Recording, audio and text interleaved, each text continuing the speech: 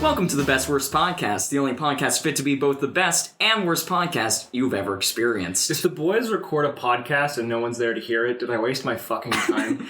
To give context so this is technically the second time we've recorded this, and I'll let you listen to why. So there you go. That was 2 seconds for us, but that was an infinity of hell for you guys. Yeah. Anyways, I'm Austin Slayerrunes. Today we have Ian. Hello. And Matt. But my friends and my fans can call me Matt. All right. That's pretty good. Matthew, how are you doing this morning? Don't talk to me. It's what fucking time is it? It's 10:19 a.m. It's a Friday morning. I should still be asleep. Like, for at least another 4 hours. I usually wake up at like 7:30, so I'm fine. Well, that's because you're a fucking freak of nature. He doesn't sleep and then he wakes up early. We've been over this. He's a vampire. No, that's true, yeah. However, I'm the Mothman, and Moth requires I don't like to sleep. a lot of sleep. I like to work on things. No, I'm Batman. No, you're the Man Bat. My bad. You were the Man Bat from the movie Bat People, which, yes, I know. Don't worry, there's only one Man Bat in Bat People. Is there a woman bat? No, there's only one Bat anything. So in then Bat shouldn't People. it be It's Bat a terrible person? title. What happens in Bat People? There's a Man Bat, and it's scary. They say that I'm the Man Bat because I like to scream a lot. Yeah. You scream a lot. And you can fly. And I eat a lot of insects. Yes. And fruit. I don't remember what mine was. You were Jacqueline, McGregor was Hyde. Oh, that's right. Yeah. Yeah. Because I hide the salt. It was one of you two. I don't know which yeah. the fucking one. I think I was Jekyll because I am just as salty as McGregor, but I disperse it more evenly, whereas McGregor will have large bursts of salt. That's true. So, Ian, what's on the docket for today? Austin's a vampire because we never see his teeth because he covers his mouth when he eats. It's true, And, he does. He does this thing. I mean, I can't explain it. He does this thing. Show us what he does, Ian. I know, that's why. Listen, I'm just trying to be polite when I have food in my mouth and I have something I need to say. And it takes me a long time to chew because I have a small mouth and I'm tongue-tied, so it makes things very difficult. Chew the food. I don't think he goes outside when it's sunny. Ian, you're making a lot of noise. I know, I'm trying to get us to do the news. Well, you keep I'm talking about how other Austin's things. a vampire. This is important for the viewers to know. So they can draw our personas. Okay, just draw the docket.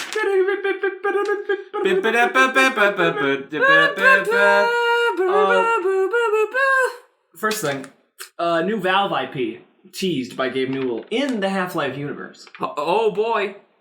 It's not Half-Life, though. It's not Half-Life 3. Well, yeah, it's not Half-Life 3, which will disappoint many. But it's not Portal either. And honestly, I'm excited to see something new. I hope it's F-Stop. It's called Schmortle. And it's about this guy who has boots that go shmorp, shmorp, shmorp, shmorp whenever he I'm walks. enticed. That sounds like a good mechanic. I should work for Valve. Is that what F-Stop really was? It's I don't even know what the fuck he's talking about. Foot stop. Your feet are schmorpy, so they hold in place. Yeah, sure. Anyway. Yeah, I'm basically. I hope it's F-Stop, whatever it is, because they mentioned that when they did do F-Stop, everyone was excited. So I'm basically hoping it's F-Stop. Yeah. Look at them spikes. It's not that bad. All right. I blame the government. Next on the docket, just a short thing. Overwatch, Year of the Rooster. Yeah, that's all the those thing. skins happening. Thoughts? Some people think it's racist. Overwatch honestly, that's why I wanted to bring it up. Yeah. Is it's just that to me it's just inoffensive. Oh, a lot of them are pretty cool. Oh, they're totally not offensive, by the way. The only one that is offensive is Roadhog because he looks terrifying and disgusting. Well, that's Roadhog. No, normally he just looks disgusting. Oh, that's fair. But now he looks terrifying. See, the thing is, I don't care about skins, so I'm just like, whatever. Well, yeah, but I don't pay attention to those things. I just think it's big that because we just got Christmas. We just got Christmas. And just before that was Halloween. Like, it seems that they're, like, doing the kind of, like, seasonal event skins. Yeah. One, they're doing them, and two, they're doing them way more than, like, TF2 ever accomplished, which is great for this game, because that means that, like... Because honestly, that's what keeps a lot of people going, unfortunately, is just cosmetic skins. Well, here's the thing. Here's what I like about them versus TF2 and hats. Overwatch maintains its basic silhouette for the most part when it comes to their costumes. For the most part. For the most part! Why Yeah, are you that's getting so fucking loud? Spike. Jesus Because Christ. he had to emphasize that he was grumpy at you. Yeah. Okay, that's fair. I mean, you're the one who's going to have to fucking... Whatever. Equalize those volumes. It's so easy. It's a click of a button. Right. It's a flick of the wrist. Flick of the wrist. So they maintain the silhouettes. For the most part. It's like mostly a cover shooter. Yeah. Yeah. Yeah. That's a reference that doesn't even exist anymore. Yeah. We'll talk about that here in a bit. Unlike TF2 where the hats are like mess with it super big. Well, the big one to me is it's not necessarily the hats, it's more the accessories. Yeah. But the big one to me is Scout has a xenomorph head that just completely changes. He has a xenomorph head, like it changes the entire shape, and there's a lot of costumes and like accessories and stuff that kind of fuck with that. So yeah, and another thing though is like each costume is specific to a character. And I understand that, yes, that's like a little bit of added learning curve in that sense of in sense of recognizing each of the skins, because there are skins that do change the silhouette a bit. Yeah. But each costume is specific to a character, whereas in TF2 each hat is not specific to a character. Yeah. It's just that I feel like I can't agree with you fully, where it's like you could see that Evil Knievel-esque skin, and like especially if you're new to the game, you could not know whether that's like 76 or McCree, like. Well, that's true, but after like a game or two, you're gonna know. Yeah, well, not a game or two, like a couple seconds or so. But that's the point, though. Is that's not those first few seconds are the problem. You should be able to play a game and immediately when you see someone, especially from a distance, which is why Valve themselves were so hard on like the silhouette. Like you listen to the developer commentary for TF2, they're like the silhouette is so vitally important. They all have to have distinct silhouettes and all this stuff. And then it's because like even from a distance, like those first few seconds, you need to be able to immediately tell what you're fighting and how you fight it. Right, so. Whereas, like, with Overwatch, like, I'm not saying Overwatch does it perfectly or anything. Yeah. But I say they do it better than TF2 does. Yeah. But, I mean, in the end, it's still a problem that any shooter, at least... Any game with cosmetic skins. I know in League of Legends particularly, there are some skins that are literally just better because the hitbox is the same size, but the particle effects look different, so it's you can hit easier. That's a big thing in a lot of games. Yeah. Which, I mean, it's a very slim margin of difference, but that very slim margin of difference when it's like change everything when it comes to competitive. If that advantage exists at all, people are going to take it. It's significant, yeah. The next thing on the docket was something that I don't expect to talk about for long, but I just wanted to bring it up if anyone did have something to say, which is that the new Star Wars is called The Last Jedi. That's not a video game. That's not real. That's because there's two Jedi. There's Luke... And Yoda. And Yoda. And Yodel, his wife. And Yoder, their son. Anyway, what's the next point? I was going to talk about... It's not a video game. It's not a video game. I'm going to talk about... Okay, that's fine. Scorpio Leak. It has a 6 teraflop GPU and is approximately 4.5 times more capable. No, I know that it means it's good. I mean, what the fuck is it? Is it a computer? Is it a hardware piece? The Scorpio is a new console. Yeah. Oh, okay. What is it for? It's a new Microsoft console. Oh, yeah. Okay. Basically, is it going to replace Xbox One? Maybe. Yeah. So they announced it at the last press conference they had. They announced the Xbox One S, and then later in the press conference announced the Scorpio, which I was like, that's silly. Who's going to buy an S? The Scorpio looks neat. It's what we know is it's going to have backwards compatibility, at least Xbox One, as far as I know. I don't know if they confirmed anything on 360 or original Xbox. Personally, I'd be very happy if they had both. I don't think original Xbox. I don't think they will. Yeah. But you know how happy I'd be. Like, I'd just be like, well, Microsoft, I guess I'll buy this console just so I can play all my Xbox games in one place. Which would be cool. We do know that the Scorpio is going to have games dedicated to it. Which so far, really I think unfortunate to me. We know there's 2 so far. And we know that Phil Spencer is very excited by this thing. He was like, honestly, whenever we first announced the Scorpio, I wasn't too personally excited by it. But he was like, now that I personally know that there are going to be games developed for Scorpio, I'm pretty excited. And I like Phil Spencer and all because like he's a video game guy. He's a cool guy. He's a guy who's in. He's not oh shit, what was his name? The previous guy. I know who you're talking about, but I don't know his name. The guy who, in my mind, I just connect with Connect now. Yeah. the guy who just wasn't video games. But yeah, so it's 4.5 times more capable than the Xbox One. I guess I have to now say Xbox One original, because there's the Xbox One S. God, this is turning into a mess. The One S is better. Yeah. Basically, it's just, I'm obviously disappointed by the idea of the Scorpio existing.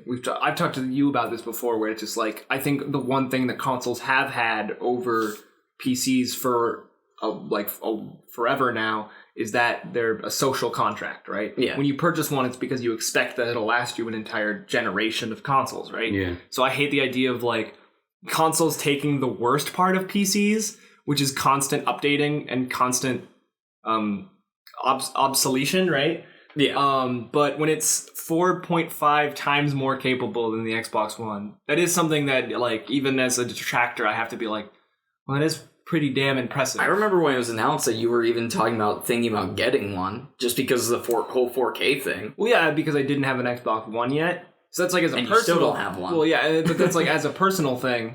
The Scorpio, like, yes, I would... if I'm going... Like, let's put it like this. It's not that I was so excited that I wanted to buy a Scorpio. It's that I went, well, at some point I want to own an Xbox, and I would be stupid to buy anything else. Yeah. So. Matt, you have anything to say about Scorpio? Xbox is dumb. He's a Sony pony, so... Sony pony, more like a Sony... Brony. Fuck Crash Bandicoot. Anyway, what's next on the docket? The only thing left is, we talked about this last recording, so we might keep it short this time, but the Square Enix Marvel game. Yeah, that's a thing. It wasn't Kingdom Hearts. It wasn't Big Hero Dix. It was we're getting Avengers the video game and many more. Yep. Metamorph. I'm just excited that... I mean, I know we already knew about this already, but I'm just excited that Disney is letting other letting video game companies make their video games again. I mean, they closed Disney Interactive. Yeah, so which sucks because... Are we finally going to get Star Wars 2552? Maybe? I don't know. Well, it's just like, to me, it's exciting because it's like, and I don't have a lot of trust right now in Capcom, but like, the difference between that shitty fucking mobile Marvel fighter versus like Marvel versus Capcom Infinite, like the excitement level is already so different. So it's like, and like this is exciting where it's not going to be fucking any of the shovelware that Disney put out. Because for a while there, they're just like, no, only Disney's going to make Disney games. We're not going to let Capcom sell MVC3 anymore. Like, and that always made that a struggle for like TOs and stuff. So basically, I'm just in general excited that that's happening now. So. Off docket news. Yes. Hiveswap got delayed.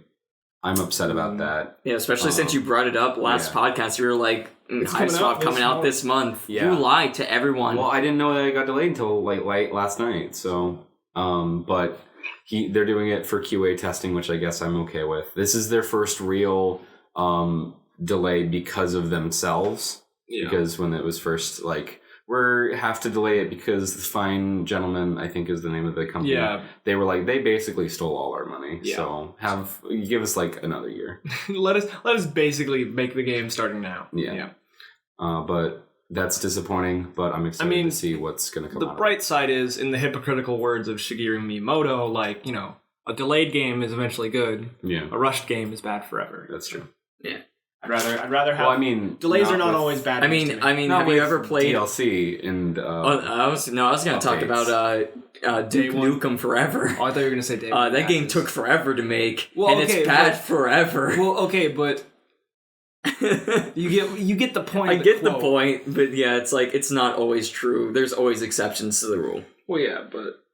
anything else to say about news? No, I don't think so. All right. Into the games. Into the meat and potatoes, as you two I said it once. Yeah, you said it once, and then he said it once, so now I have to say it. Okay. Yeah. Well, games. Potatoes.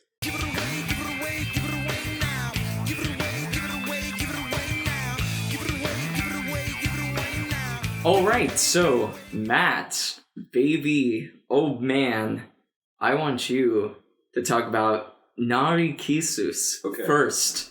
And second. And second. Oh. because there's 2 games. Did any of us even get to the second one? I didn't even know how to get to it because the second one was a prologue. Yeah, the second one's a prologue. Yeah. That's the second. No, I didn't play it. Okay, I played like 15 minutes of the second one. Yeah, so Narcissu is a visual novel. It's the second visual novel we've done on the podcast. That's true. And this one is leagues better.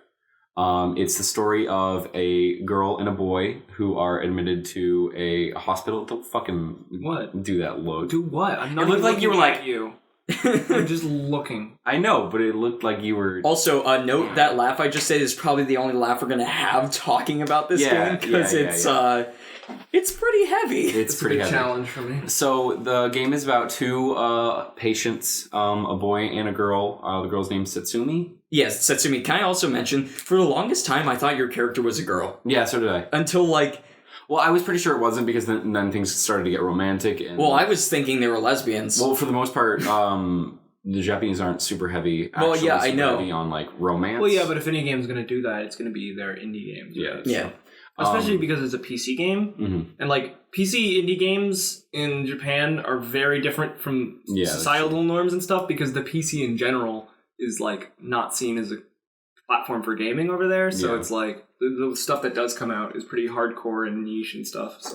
So Narcissu is about these 2 hospital patients, Satsumi and the protagonist, and it's about the protagonist coming in to the hospital. He's been given a white bracelet, which denotes that he is basically going to die. Like, he's going into hospice. Yeah, he's going to the 7th floor. The 7th floor. And the game talks about how basically if you go to the hospice, you're going to be able to go back home twice before you come home and come back to the hospice. You never come back a 4th time. Yeah, you never come back a 4th time. So it's very heavy. It talks about, the death and the Satsumi character. She's basically given up on life from the start because we learn a little bit about her backstory, and she has been diagnosed with this basically since like her first year of middle school for us. Yeah, she gets diagnosed in I think 96, somewhere around then. The first time we see her is in 96. The story itself takes place in 2004/5. Yeah, mostly 5. Mostly 5. Mostly that winter, during January. It's the winter of January 2005. So, your character is admitted. It's his first time there. He doesn't really see it as much of a big deal, but at the same time, he hasn't really given up on life. He's just sort of distanced himself from himself, I guess. Mm-hmm. But then he starts to open up to this Satsumi girl, and even though she's not really opening up to him, they start, talking all the time, and they're basically the only 2 people they ever see for these weeks that they're together in hospice. So then along comes a day where your character's father comes and, he brings you manga and fruit and juice and all that stuff, as parents are known to do. Is that a JoJo's reference? Yes, actually. It's about part 17 when Jojo makes a stand that's a fruit. Dude, I watch a Bobo parody of JoJo. The stand is that he can... This is too sad to keep... Never mind. Okay. The stand is that he can die in hospice. To also add a thing about this before we go into that, a little bit of backstory on the game itself. Before your character, the protagonists go, because it's not really your character, because you make no choices. You make no choices. You're just a bystander in this whole thing. You're just watching it all unfold in front of you, while also clicking and deciding which translations do you want. Yeah, and there is one choice in the game, and it's which English translation. No, there's 2. There's 2. Because there's if you want subtitles on or off. Yep. Oh, yes. And then there's... Which subtitles you want, if so. Of course, obviously. And then, do you want voiceover or do you not want voiceover? Oh, shoot, that's true. And actually, we're forgetting... which translation we're forgetting, actually, the options menu. Oh, yeah, there's so many choices. You know what? I'm sorry, you guys. That was unprofessional on it. Speaking of the options menu, this is a small point because there's an options menu, but the default audio mixing, Satsumi's voice is too quiet. I could not hear it over the... I don't know. It isn't a late game. If you have your music up a little bit too high, otherwise I could hear it pretty well. Yeah, I could hear it say that to me, the default audio mixing. Like, before I changed anything, it was way too fucking quiet. Well, I mean, I feel like that's also kind of the point, because she's very closed, and then, like... But I understand where you're coming from, where you can have but, like, that's the magic of a video game with audio mixing, is a character can be, like, quiet, right? Like, they can be recorded whispering, and then because of pitch shifting... Well, I don't know not much pitch about shifting, but, like, volume mix shifting, we can make it hearable. To also say about the audio, voice acting was actually not too bad. It got pretty good towards the end. However, I will say the recording music cut a lot. The music cuts a lot. The music's really bad about that, and there's still something I have to talk about. I actually checked the extras, and like from the game creator, he was like, "Yeah, I'll probably patch at some point." Then there was like a translator note and says this hasn't been patched. Yeah, that's another cool thing. Just to skip for a moment. I like how there are developer notes in the game that you can just easily access and read through, and it's cool and stuff. I like things like that because you can see what they were thinking or why they made things or why they made certain decisions. But to go back to audio for a second, like it's very, very apparent that it wasn't professionally recorded when it came to the voiceover, because like you can hear that static in the background. They didn't use any noise remover or anything. It's just like you just hear that faint in the background of every audio, and I'm like, and it just cuts off, and the mixing itself, I agree with Ian, could have been better. My biggest thing, I agree with Matt, the fact that music just cuts, and then it'll start again, and this seems to be a trend right now, at least with the last game we also played, which also had the same problem with music just stopping and then coming back in. Yeah, there are ways to work around that, but they require a bit more than default design, you know what I mean? Like there's a very structured practice of making visual novels. Half the time it's like they use a specific like game maker kind of engine, right? So it's like they have to go above and beyond to actually have. We'll talk about some game making engines here in a bit. But back to the last bit of story, I'm gonna explain one thing I need to say about okay, so before your character goes to the hospital, the last thing they do is they get their license. And that's a big deal to them because the license they have is like the last remnant they have of their life before they were admitted to the hospital. And they never get to drive the car. Their parent is both of them are just like, no, you can't. You can't drive the car. They're cold. They're Japanese. Anyway, continue with your story description. Although I will say, I'm going to cut it off pretty soon. I was going to. So basically, your character looks through the bag and they notice that it's never explained why they're there. This is kind of like a personal thing where you get to like kind of decide.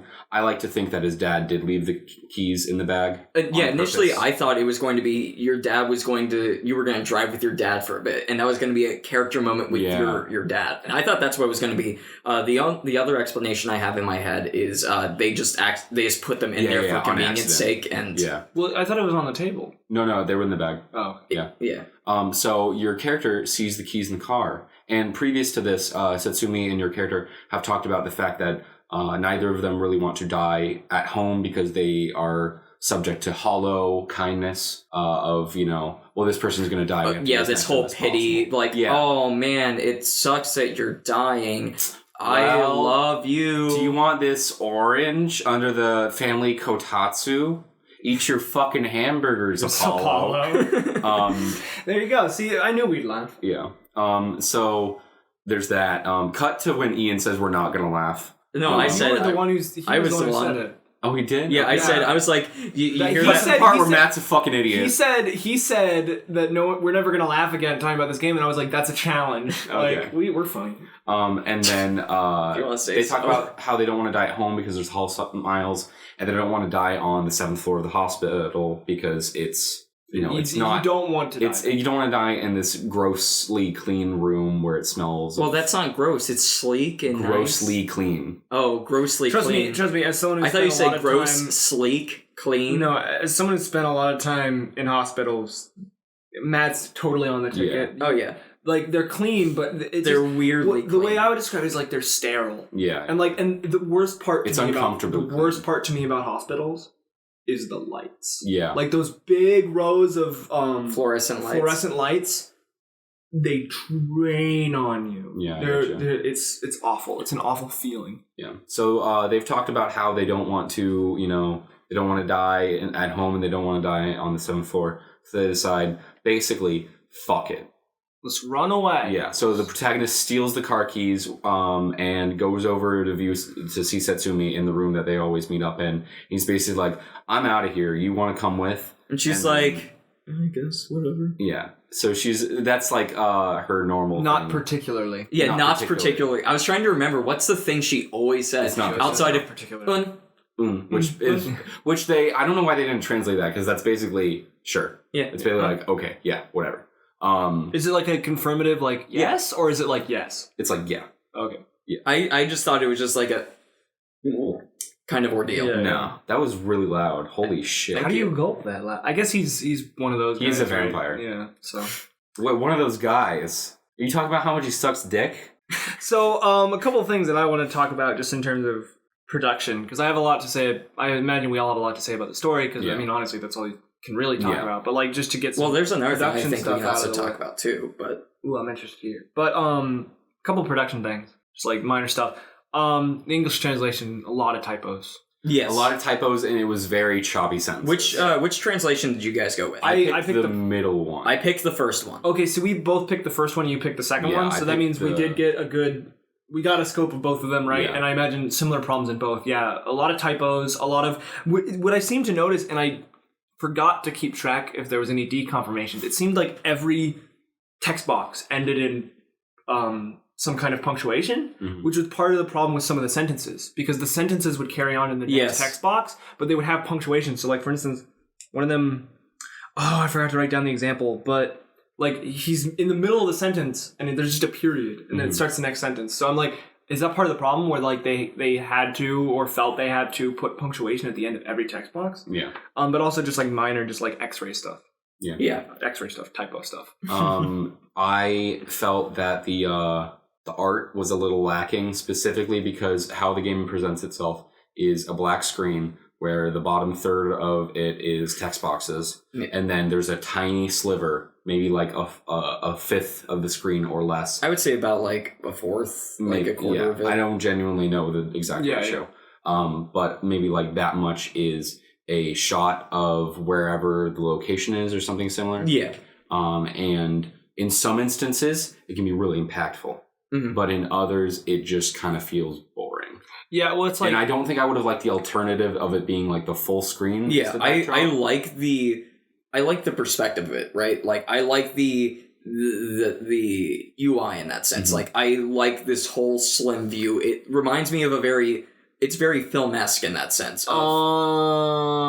That's Ian's I don't agree with you sound. I agree with... Oh my god. What you said. No, I completely disagree. One, film is wide ratios, but not that wide. Like, it's literally like almost all of your screen is wasted.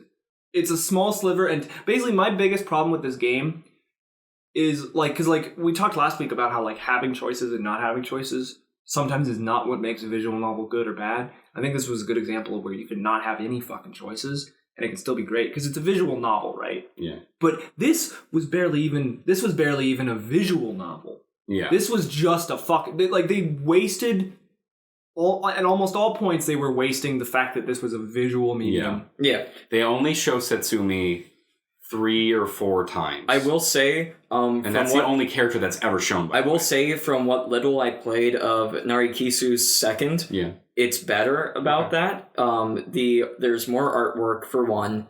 It's better artwork too, and it feels like more time was put into that aspect. Like, you go to Narcissu's one, and the couple times we see Setsumi, her design is a little awkward. It's weirdly like it's trying to be cheesy, but like they talk about how she's older than your character by 2 years, and your character's 20, so she's 22. But she always like they talk about how because she's so sick or whatever, she looks like she's middle school, high school. Yeah. So I think they were trying to go for that when they made her head a little bit like rounder and bigger, all this kind of stuff. Yeah, but it has a weird dissonance because in I think 2 of the times you see her, it's like that weird chibi-ish kind of look. But then the last time you see her, she's completely like not generic anime, but less chibi. Yeah, if that makes sense. So it's weird that there's that transition. I would say Narcissu's second has a more standard anime look, at least for her. but it looks better. That's good.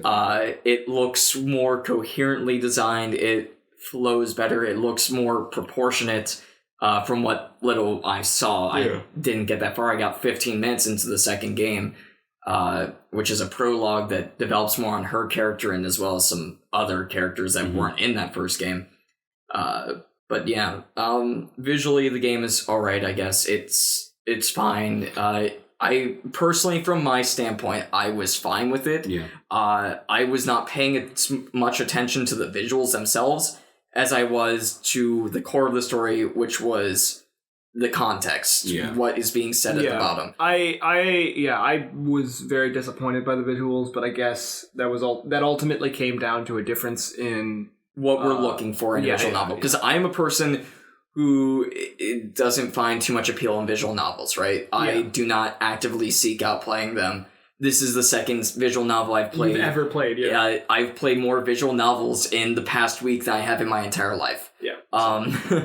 But what I look for, at least what I've realized, and this is one of the interesting things about doing this podcast, right, is we are realizing things that we've never thought about before. I'm noticing feelings I've never noticed before. Matt, I love you. Anyway. Matt, I always knew I loved you. I know. Anyways, but like we're realizing things that we've never thought about when it comes to video games before. Things that we never realized this is what we're looking for. Genres we've never experienced before, and realizing what we look for in those genres. Because for me, my main focus when it comes to visual novels is the story. Because visual novel, and for me, the novel is the part that stands out the most for me. The visual part is important because otherwise it's the just other part of the name. Yeah, other's it's just a book. Yeah. That you click through. It might as well just be a PDF. With choppy music playing. With choppy music playing. I'm a big audio person as well, and I noticed like the audio as well. And visuals for me, I'm a little bit more forgiving because it's like indie. They likely don't have as big of a budget to make great visuals, but I was shaking my hand to get their attention because I want to talk. Speaking of music.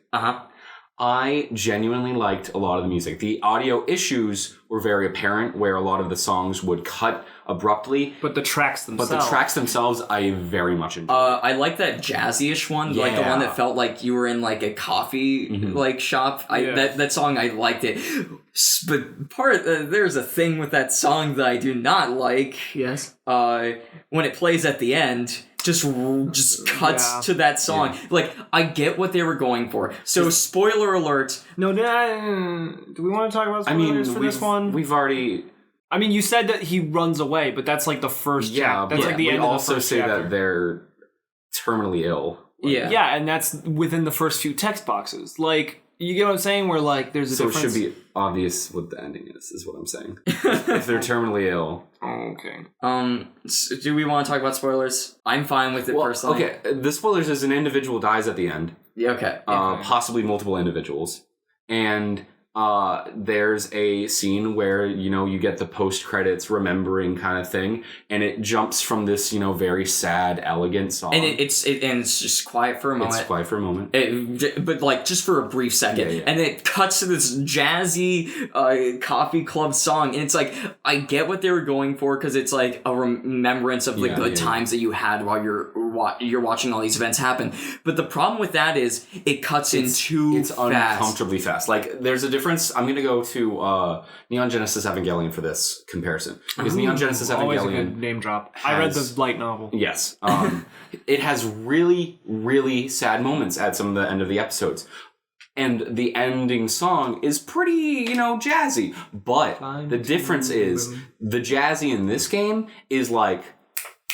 it's faster, whereas Fly Me to the Moon. So we can dance. He's doing it again. Yes, I gotta put the stop button. But it's too jazzy versus where in the others it's less eccentric. That's not the right word. Accelerated. Like it's slower and nicer in Neon Genesis Evangelion, where in this it's just too jarring of a transition. See, honestly, I feel they could have still used that song. Mm-hmm. But give it a couple seconds. Either give it a couple seconds or let it fade in. Mm-hmm. Yeah. Don't let it just... Yeah, I get you. Anything else we want to talk about? We haven't talked about character. we haven't talked about whether or not we like these characters. Okay. So first things first is we should talk about the protagonist because there's less there. Your protagonist is Potato Man. Yeah.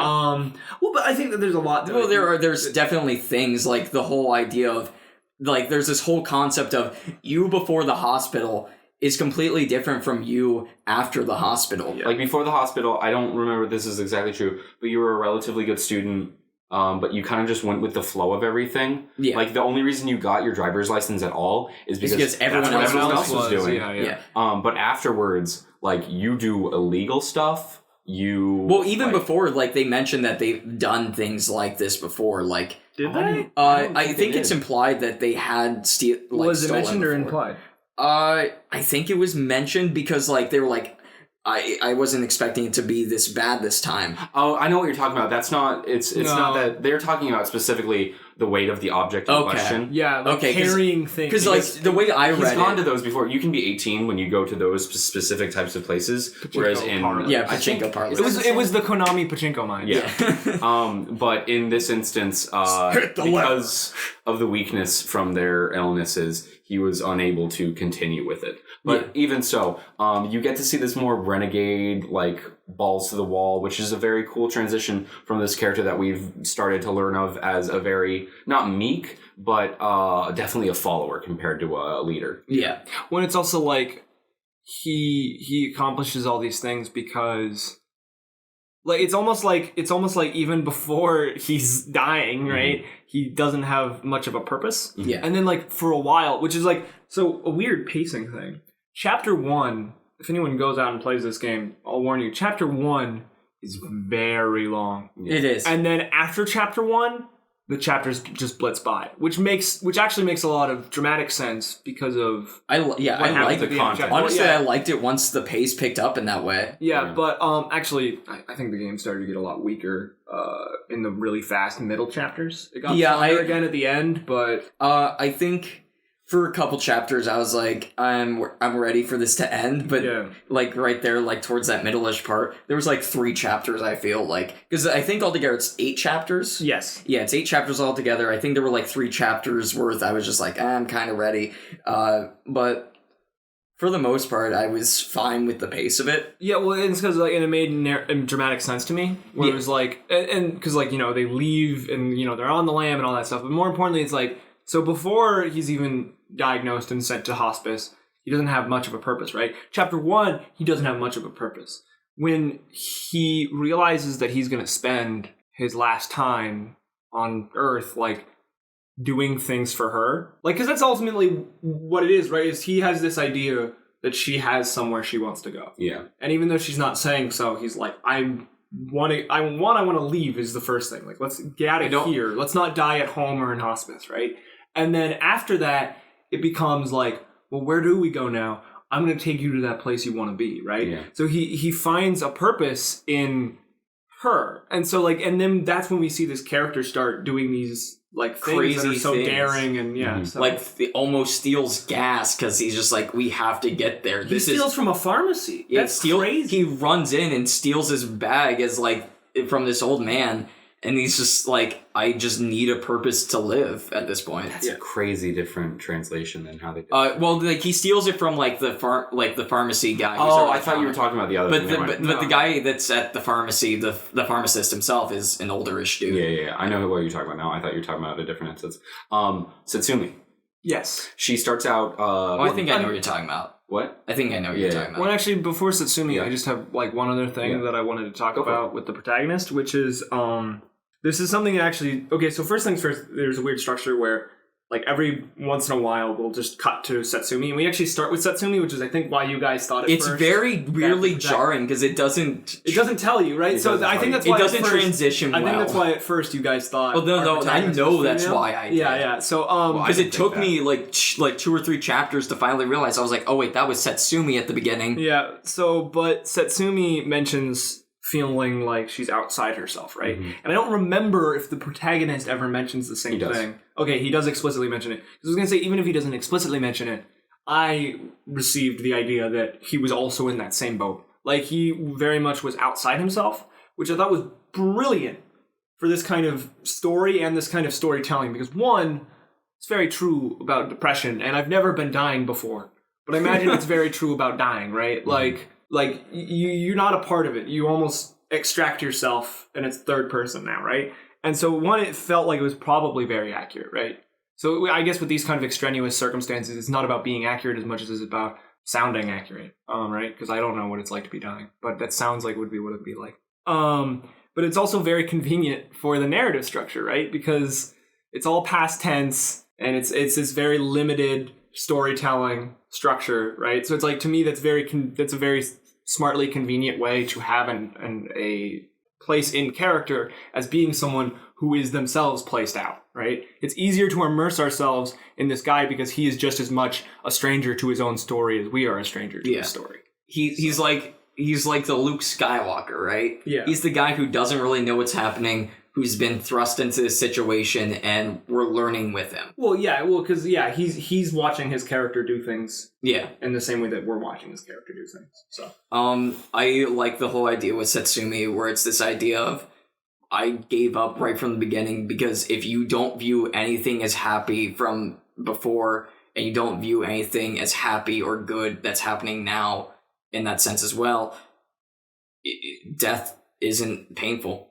It just happens, and there you go. Yeah, she has a very idealized structure of, I guess, defense. Yeah, and it's very apparent it's not working for her as you learn more about her, and it becomes very apparent that she's just trying to convince herself of this, but it's like, no, she has these things that she does care about, these things that she remembers from her past life, these desires, these small things that are just compound on each other that weigh down on her, and it's good. It was weirdly really good. Like, I was not expecting anything. And I think that's one of the reasons why this game shocked me as much as it did, is I went into it not expecting anything, not expecting much, and well, my favorite part was listening to the last episode and looking back at Spinning the Wheel when Matt was reading that description, and how confused we were. We had a very different. Well, it's because it was all out of context and all this stuff, but it's just funny now going back after having played it to hearing us kind of like laughing and like jokingly reading this description of this game, because it's like I think we expected something. I don't know what we expected, but we'd not expected this. I expected a not a harem visual novel. I was thinking it was like some girls hanging out, dating one dude that just got admitted to the hospital. That's what I was expecting. Or I was thinking it was like I was expecting like a young adult, like almost like I don't know. I expected an outbreak or like some kind of medical emergency. Yeah, and I was expecting it to be like a young adult like not post-apocalypse, but like one of those like post-apocalypse like kind of stories. Honestly, what I was thinking totally different than what we got. What I was honestly thinking was gonna be like high school anime, blah blah blah, but it was gonna be supernatural elements, and this hospital was gonna be tied into it, and like I was like, is this gonna be kind of Persona-esque in its like story structure and. No, it was, dear God, life is terrible, you're all going to die, and it's not going to be happy. Yeah. Do you guys have anything else you want to talk about? I want to talk about how I complained about the limited visuals, so there was one part of that I really liked, so I want to make sure that... Was it the beach? No, I was going to say, I like how for the longest time we don't see... We only see her like a couple times, but like for the longest time we don't see Setsumi. The first time we see Setsumi is when... Our protagonist is like, what kind of flowers are those? And she says, Narcissus. Yeah. She opens up for the first time, and that's when we see her for the first time, and that's what lets you know as a reader once before, but in a reflection. Well, yeah, we see her reflect, but it's a reflection, right? Which is also very interesting because there's a lot of Greek,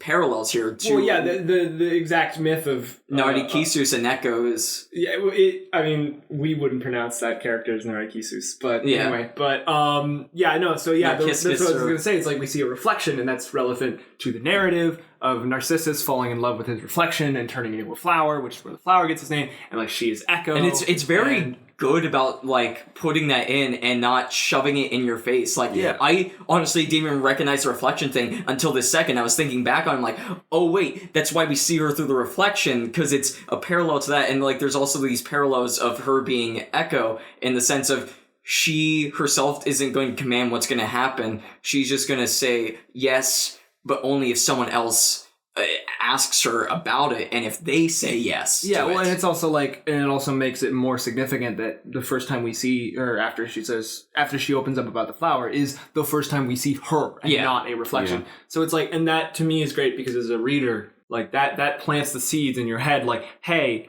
this is very significant. Remember these flowers. Remember this idea. Remember this theme. Those flowers aren't the same as those flowers on the TV. Yeah, and so like that moment is what tells you like, hey, this is going to be important. So, who would you guys recommend this game to? If you want a good story, honestly, if you are willing to sit down for about 2 hours and you like visual novels, I'm not going to say it's going to have great artwork or anything if that's what you're looking for. I'm not going to say it's the best musically, but I will say if you have 2 hours and you just want a quick story that you're going to think about for a little bit afterwards, and if you feel like being in a slightly downer mood for a few minutes afterwards, I would actually recommend it. I think that and maybe this is just me being devil's avocado contrarian, I think we've spoken positively about this enough that I need to clarify that I don't think that this is... I don't think it's amazing. I don't think that this is very... I think that there's a lot of weaknesses that we haven't brought up, but at this point we're already moving on, so... There is one more thing I want to talk about. 2 more things, actually. One's very quick. The other one is also probably very quick. Okay, go ahead. One, being sad doesn't make you automatically good. Yes. That's a major... That was something I had to go into it with. I was like, okay, so after I played the first few like bits, I was like, okay, this is about death and hospice. Gotta make sure I don't fall into that trap. Yeah. Well, if it's sad, then it's good. Because a lot of individuals, at least like regular people, will fall into this idea of this was sad, so it was good. Like My Sister's Keeper, it's sad, so it's automatically good. I've never seen My Sister's Keeper. I have no intention to ever see My Sister's Keeper. It doesn't interest me. Yeah. But I know a lot of people who watched that, and purely because it was sad, they liked it. Yeah. And that doesn't make something good. Yeah. It means, yes, it was good at structuring a tone, but that doesn't mean it was good at structuring a story. Yes. Another thing, though, when it comes to this idea is this a video game? And honestly, I don't think it is. I think it's a visual novel, and at that, barely. It's barely visual. I'd say it's barely a visual novel. It's a novel. With some audio elements. It's a short audiobook. Well, audiobook, only 2 characters, at least in the first part, have audio. Yeah. Which is... even not necessarily because of that, just because I know in some audiobooks they put like a subtle track of music in the background. Yeah. It's basically an audiobook. It's not a video game. It's not a video game. But then again, at that point, it's semantics, right? Yeah. I mean, what it is something that some people will enjoy and some people won't. Exactly. Yeah. It doesn't matter if it's a video game or not. Yeah. I personally do not think it's a video game, but I think it's still something you could enjoy. This is something, people, if you're listening to this, go leave a comment. What do you think? I want to see more comments on this episode. So if you're listening, just pause, give a little comment. What do you think this is a video game? From what we've described, at least. Yeah. I don't think it's a video game, but I still enjoyed it. Yes. I had my problems with it, of course. I thought sometimes it wanted to hammer things in a little too hard.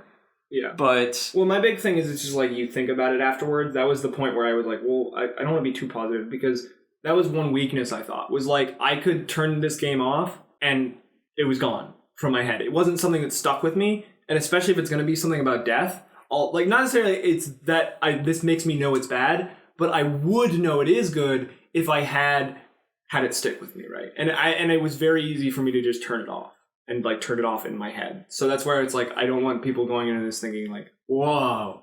Well, were you specifically trying to turn it off? No. Okay. I'm just saying, like, once it was off, I would immediately be doing other things. Like, I would not be thinking. I was not in my bed after playing it thinking about it before falling asleep, right? And that's what I kind of hope for in something that's going to be about such heavy subject matter. Yeah. Because I want it to stick with me. It's not like keep me from sleeping, right? Yeah, it's not like me after I read the next Game of Thrones novel where I will be laying in bed thinking of things about what's going to happen in the next book.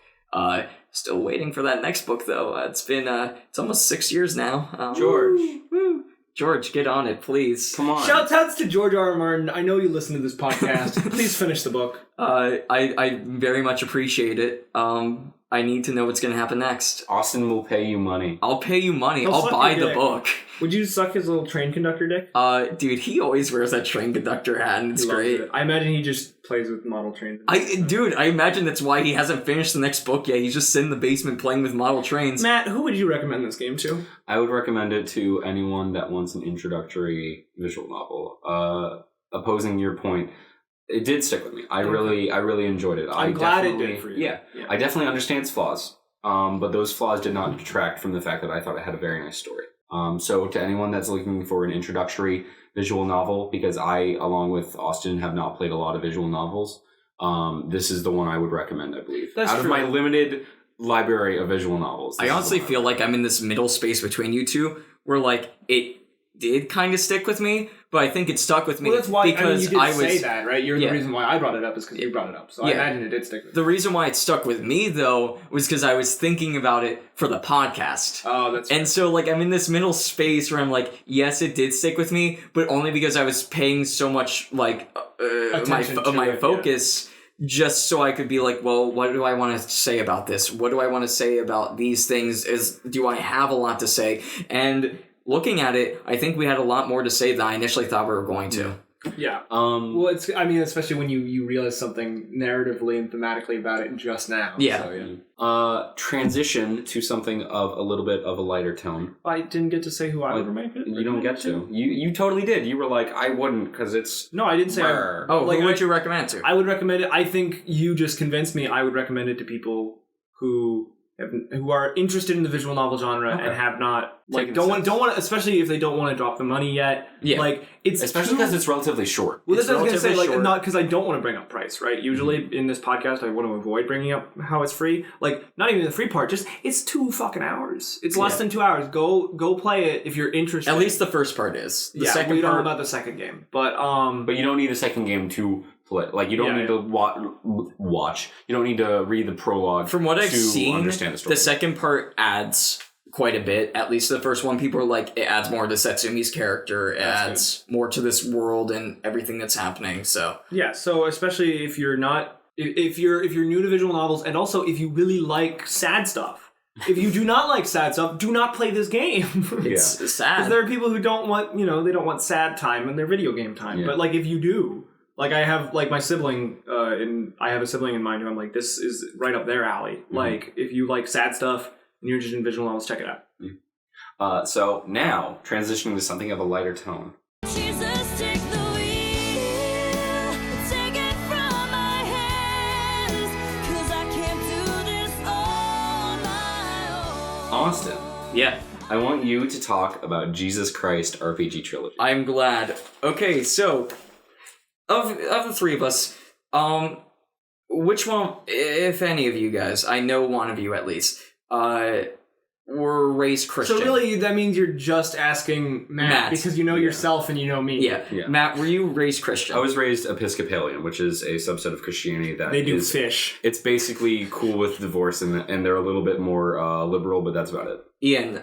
I was technically raised Christian, I guess. Okay. My mother is for the longest time, she was one of those, I forget there's a cute term for it, but like the Christmas Easter kind of Christians. Like they'll go to church on Christmas and Easter, right? Yeah. So for the longest time, that was our case. But I was also raised, like, we didn't go to church or anything, but like, I mean, I watched VeggieTales. Yeah. We read scripture. We would watch like Prince of Egypt and shit like that. Mm-hmm. So now that I think about it, we actually were at least a little bit of active Christians. Towards like late middle school was when my mother started taking us to church. So I went to church for a while bit. And then I went to a Catholic high school for a couple of years. So I was raised pretty Christian, I would say. I don't want to say like an absolute Christian, because those are people who've been going to church since they were 8, right? Yeah. So to clarify, my parents were very, very persistent on me going to church every Sunday. I did Bible study. I did youth group, all that jazz. Up until we moved my first time to Ohio, when my parents still tried to keep us on the Christian train, but they didn't like the churches. The train. And I hated that church group because it was just... Oh, which church did you go to? I don't know. It was in Dublin. Fuck off. Okay. I don't remember it. Okay. The only one I remember is... Are you hoping that you two went to the same church? No, I mean, I keep track of churches, so I just... That's a weird hobby. What? No, not like... Ian just has a little notebook and he's just like... No, I'm not saying that. I'm just saying that, like... Second Methodist church on the corner. I'm just saying that, like, there's, like, community churches, and then... The priest in Second Baptist Church was mediocre best. Ian reviews churches. The vanilla wafers where we were doing the bread and the wine of Jesus wasn't as good at this church as it was at the last. The chicken at this church's chicken was mediocre at best. I was a little disappointed by the grape juice. You people give me a headache. The song we sang today gave me a headache. Yeah. Not recommended. Not recommended. He goes on Yelp and reviews churches. So yeah. Wait, can you review churches on Yelp? I don't fucking know. Probably. So I was pretty hardcore Christian until high school when my parents and I, kind of slowed down a bit. And then when I moved to Pittsburgh, we just kind of stopped going altogether. We'd go a couple Sundays, but as of now, I don't really go to church. I'm still an active worshiper, I believe, but I don't, go. Yeah, I guess that's the other thing is not just like how you were raised, but also like you know what I mean? Because there are people who were raised Christian who aren't Christian, right? Yeah, so it's like, I have plenty of friends that are like that. Yeah, so I guess that would be the second question. Yeah, I'm interested to see. I hope at least one of us isn't. I hope at least one of us is atheist so that we can have that kind of perspective on the game. Or at least a different religion. Yeah, or at least nobody. I'm a deist. All believe in that. I believe in God, but necessarily the Christian God. Okay, there we go. That's good. So we have. I'm very wary of it. I believe, I personally believe there is a God, but whether or not it's the Christian God, I'm like, I don't know. Best the Worst Podcast, Episode 2. Shit gets real. I haven't even described my background in Christianity yet, which is a hodgepodge of many things. So early Babby Austin, whenever I went to daycare and preschool, it was at a church. Mm-hmm. Same for me. So I went to a Christian preschool. For a week, I had this thing where I learned about Jesus and all these things. Wait, who's that? He is the main character of Jesus Christ RPG. Yeah, they made a whole book about him. Yeah, actually, two, I think. Is it the visual? Well, no, is it the light novel? There's a book about him, and then there's a prequel. Oh, really? That's about before he shows up. I heard the prequel's pretty bad. It's pretty heavy. It was done by a different author, right? Yeah, multiple different authors, really? Actually. It was a collaborative effort. Yeah, collaborative effort. Interesting. But I love how we're now implying that the New Testament wasn't a collaborative effort. Well, it was, except Jesus was very... Jesus' autobiography. Yeah. But, so preschool, Christian, blah, blah, blah. My great-grandmother was very, very religious. Went to her church a couple times. I remember not preschool, but like, what is that thing? Elementary? No. Kindergarten? No, the thing at church that you go to. Church youth group?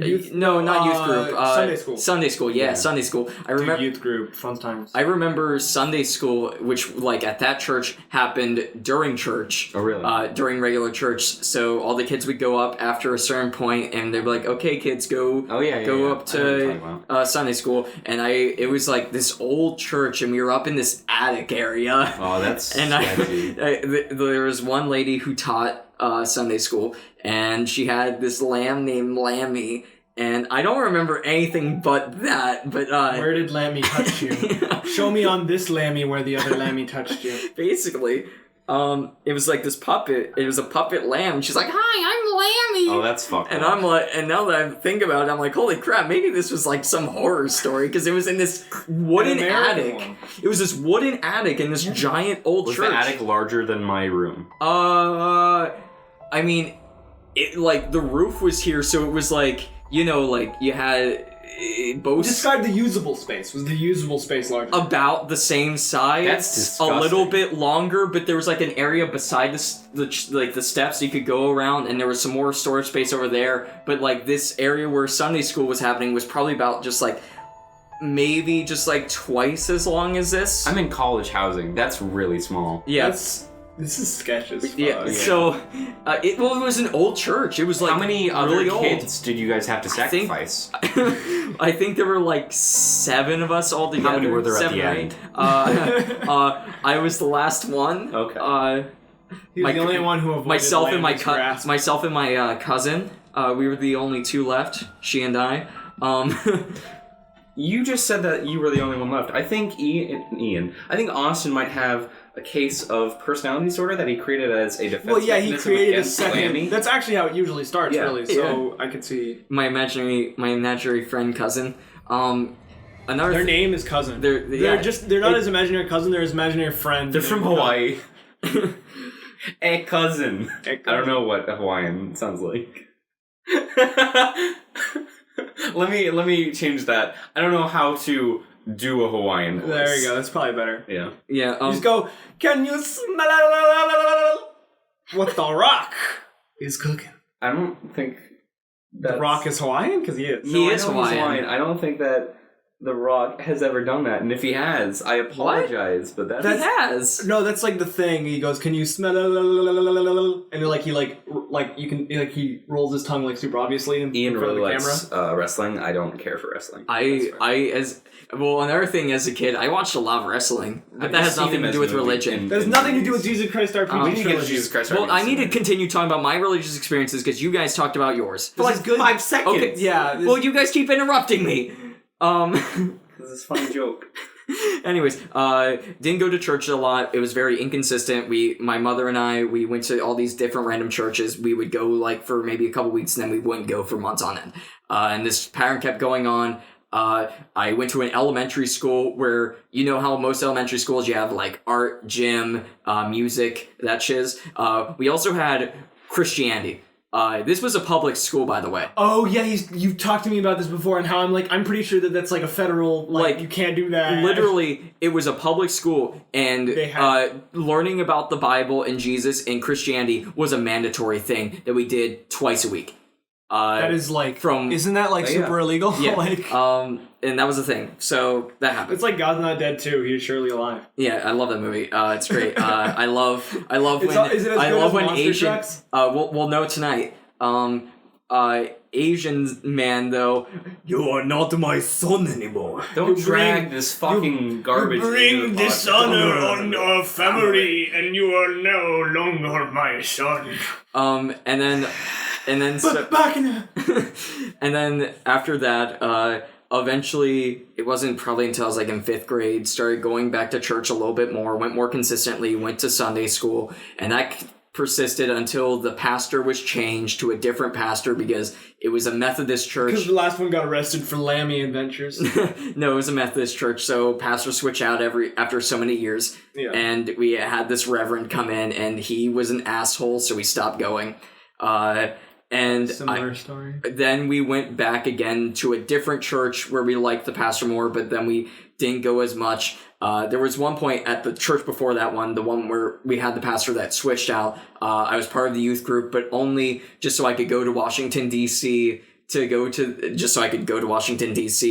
For like a week, and it was this Christian youth thingamajig. I saw Family Force 5 live. Whoa. I saw Skillet live. Whoa. Man, great bands. Skillet was... he's from an anime. Yeah. Oh, okay. And then, like, literally through high school, we just never went to church, and I've never been a big church person because of that. I like church. Not the biggest fan. I dislike church. I don't like the dedicated, I'm sitting here listening to this for a while, because I don't necessarily believe in Christianity, you know? Like, that's true. Oh, yeah, I guess for you it makes sense. I'm a deist. For me, I specifically don't like it because my relationship with big ol' mighty Jesus big ol' man in the sky. The big G. It's a big J. personal thing. I don't I don't feel it's necessary, and this is my personal opinion, so feel free to scream at me in the comments if you're a hardcore Christian. Yeah, I just realized this podcast is bringing in discussion and like about demographics religion, and stuff that we never expected. This is when we're going to get all the Mennonites joining the podcast. The Mennonite community, let's go. So please like, comment, and subscribe if you're a Mennonite. Mennonite. So I personally think it's a more personal thing. I don't think it's necessary to sing hymns and eat a wafer every Sunday to be close to a person, a God. So I spend my own time talking to him on my own free will, and that makes it more real to me. Well, I think it makes it less of a chore and more of a personal choice. I think that I imagine you obviously know this, but like for the people who do go, it's not because we feel that it is necessary. No, I understand. It's more, but like what I would suggest then to you, if you're interested, is my big thing recently, like high school is and like college is home churches. Mm-hmm. Have you ever gone to a home church? Yeah, I didn't particularly enjoy it. See, because I like it because it's like what to me is it has all of the things that I do like about going to church, but it strips out all the fat because it's a shorter sermon, if you can even call that. Like it's not some priest or minister up on a stage. It's just another one of your maybe slightly older peers, right? But like it's like I remember for high school. Home church, it was like a college student. For college home church, it's like a regular ass adult, right? Yeah. But like, so it's a very short like sermon discussion, and then it's just a big circle of your peers just like talking about shit. Yeah. Well, now you can entice me. I guess I have to go. So and like what I like about it is like the reason why I do like going to church, which is just I like having my beliefs challenged, right? Like that's the reason why I would go. Is it's just like I think that it's too easy to fall into. Because the last thing you want to be is rigid, right? The last thing you want to be is some Christian who knows what they believe and knows that they believe it and they ain't gonna accept anything else, right? So to me, it's like I like to go to home church and talk to other people because one, if you are into that sort of thing, right? If you're a religious person who wants to live a religious life, like it's good to have people there who even unintentionally can kind of keep you on schedule, right? Like you slip up, and it's good to have other people there who you can see living better examples to make yourself go, oh yeah, I guess I have been kind of like shirking this responsibility or like that kind of stuff. Well, speaking of shirking responsibility, though, we need to talk about Jesus Christ RPG. Yeah, this whole background. The reason I asked this question is I wanted to know if any of you guys found this game offensive. Not at all. And I agree. I did not find this game offensive at all. What about you, Ian? I think that this is the thing that was the most impressive to me about this game was just that, like, that's why I wanted, like, a perspective that I was hoping for atheists, but at the very least, you're a good example of deists, is like, this is just a video game that happens to be a video game about Jesus Christ. And I was fine about that. And it's not like... It's not pushing an agenda on it. Yeah, there's two extremes that I feel come with Christian games. There's lackluster Christian games where they're like, there's also Jesus. And then there's hard Christian games where it's like, there's Jesus, and if you are bad, you will die and burn in hell for 7 million years. Well, no, there's the sinful stoners. Don't you remember them? No, okay. So, but in this game fell in a nice... Stoners, dude, they throw stones at you, and they're like, go away, sinner. This sits in a nice, comfortable center where it definitely has Christian, stuff that it talks about. It was definitely made by a person who was a Christian who wanted to make a role-playing game about Christianity. But it also has a good sense of humor in a lot of places. I think my favorite joke was just this whole joke of every woman's name is Mary. Yeah, that was such a funny joke. Because it's good because like as a kid growing up in kind of surrounded by Christianity but kind of not, I was always so confused. I was like, wait, that Mary's different from that Mary. There's so many different Marys. Jesus' mother and Mary Magdalene are totally for the longest time I thought like they were the same person. I was like, well, yeah, and that's why I'm like we're probably going to talk about it later. I am 100% convinced that we need to bring up, by the way, this is called Trilogy because it's actually 3 games. Yeah, it's 3 games packaged in one. I finished the first one, played the second one. I didn't get to the third one. I finished all 3. You finished all 3? I finished the first 2. I didn't get to the third one. I guess one of us isn't an elite gamer. Yeah. But I think that these games were definitely made for children. And I think that point is so good because, yes, like... kids who play, like, I honestly imagine that this game was made by some guy at his church, just like for his local church, and then like he was like, oh, might as well post it online, right? But it's like I can imagine how like he did this specifically for the kids at his local church because he was like, these kids probably get confused as to why there's two characters both named Mary. Let me make a joke out of that where just every woman is He's named like, Mary. there's one point where you go to this character, she's like, oh, your mom's name's Mary? That's my name too. Yeah. And it's just like, it's a good joke. I love the joke at the very beginning of the first game where where Mother Mary is all like, your father, I mean Joseph. Wants you to go talk to you, and then He's Joseph's like, son, I mean Jesus. Yeah. Like, it's good. And I like the final boss battle of the first game is Satan in a giant mech. Dude, it's good. We gotta go progress. We gotta follow the progression. Whatever. Of the story. It's non-canon to the Bible, so Yeah. This is a side companion piece. yeah. What do you have to say next, Mr. Describer? Well, or do you think you've gotten the description down? I think the description's fine. It's an RPG, It's a JRPG. That takes place around the Bible. It's a JRPG. It's a JRPG it's a about JRPG. about the first few books of the New Testament, following the life and death of Jesus Christ. Pretty much starting from the baptism. Yeah. to- Well, we also have Baby Jesus we also have Christ Baby RPG. Jesus Christ. Well, yeah, RPG. but that's the second game. Let's take this. Well, we're talking about all three, yeah, right? all three at the We're same talking about all three at the same time. And then the because last game is what was it? Jesus Christ Resurrection or no, something. it's like Rising. Yeah, Jesus Rising. Rising Angels nature. Reborn. I actually, if we can jump off of story, because I don't think we need to paraphrase the Bible. Yeah, I think agree. I think we're sure. We'll say something bad. I love the mechanics of Baby Jesus Christ RPG, and I don't know if that comes off as me joking. Oh, but I are you talking about like the whole genuinely enjoy weapon them. system and There's- how like weapons have special abilities? So you get to play as the three magi for a good portion of the game. you get they're the three wise men, but they're No, I was gonna say we three kings. no, You they're described them in three different ways. no, they're referred to as the three wise men.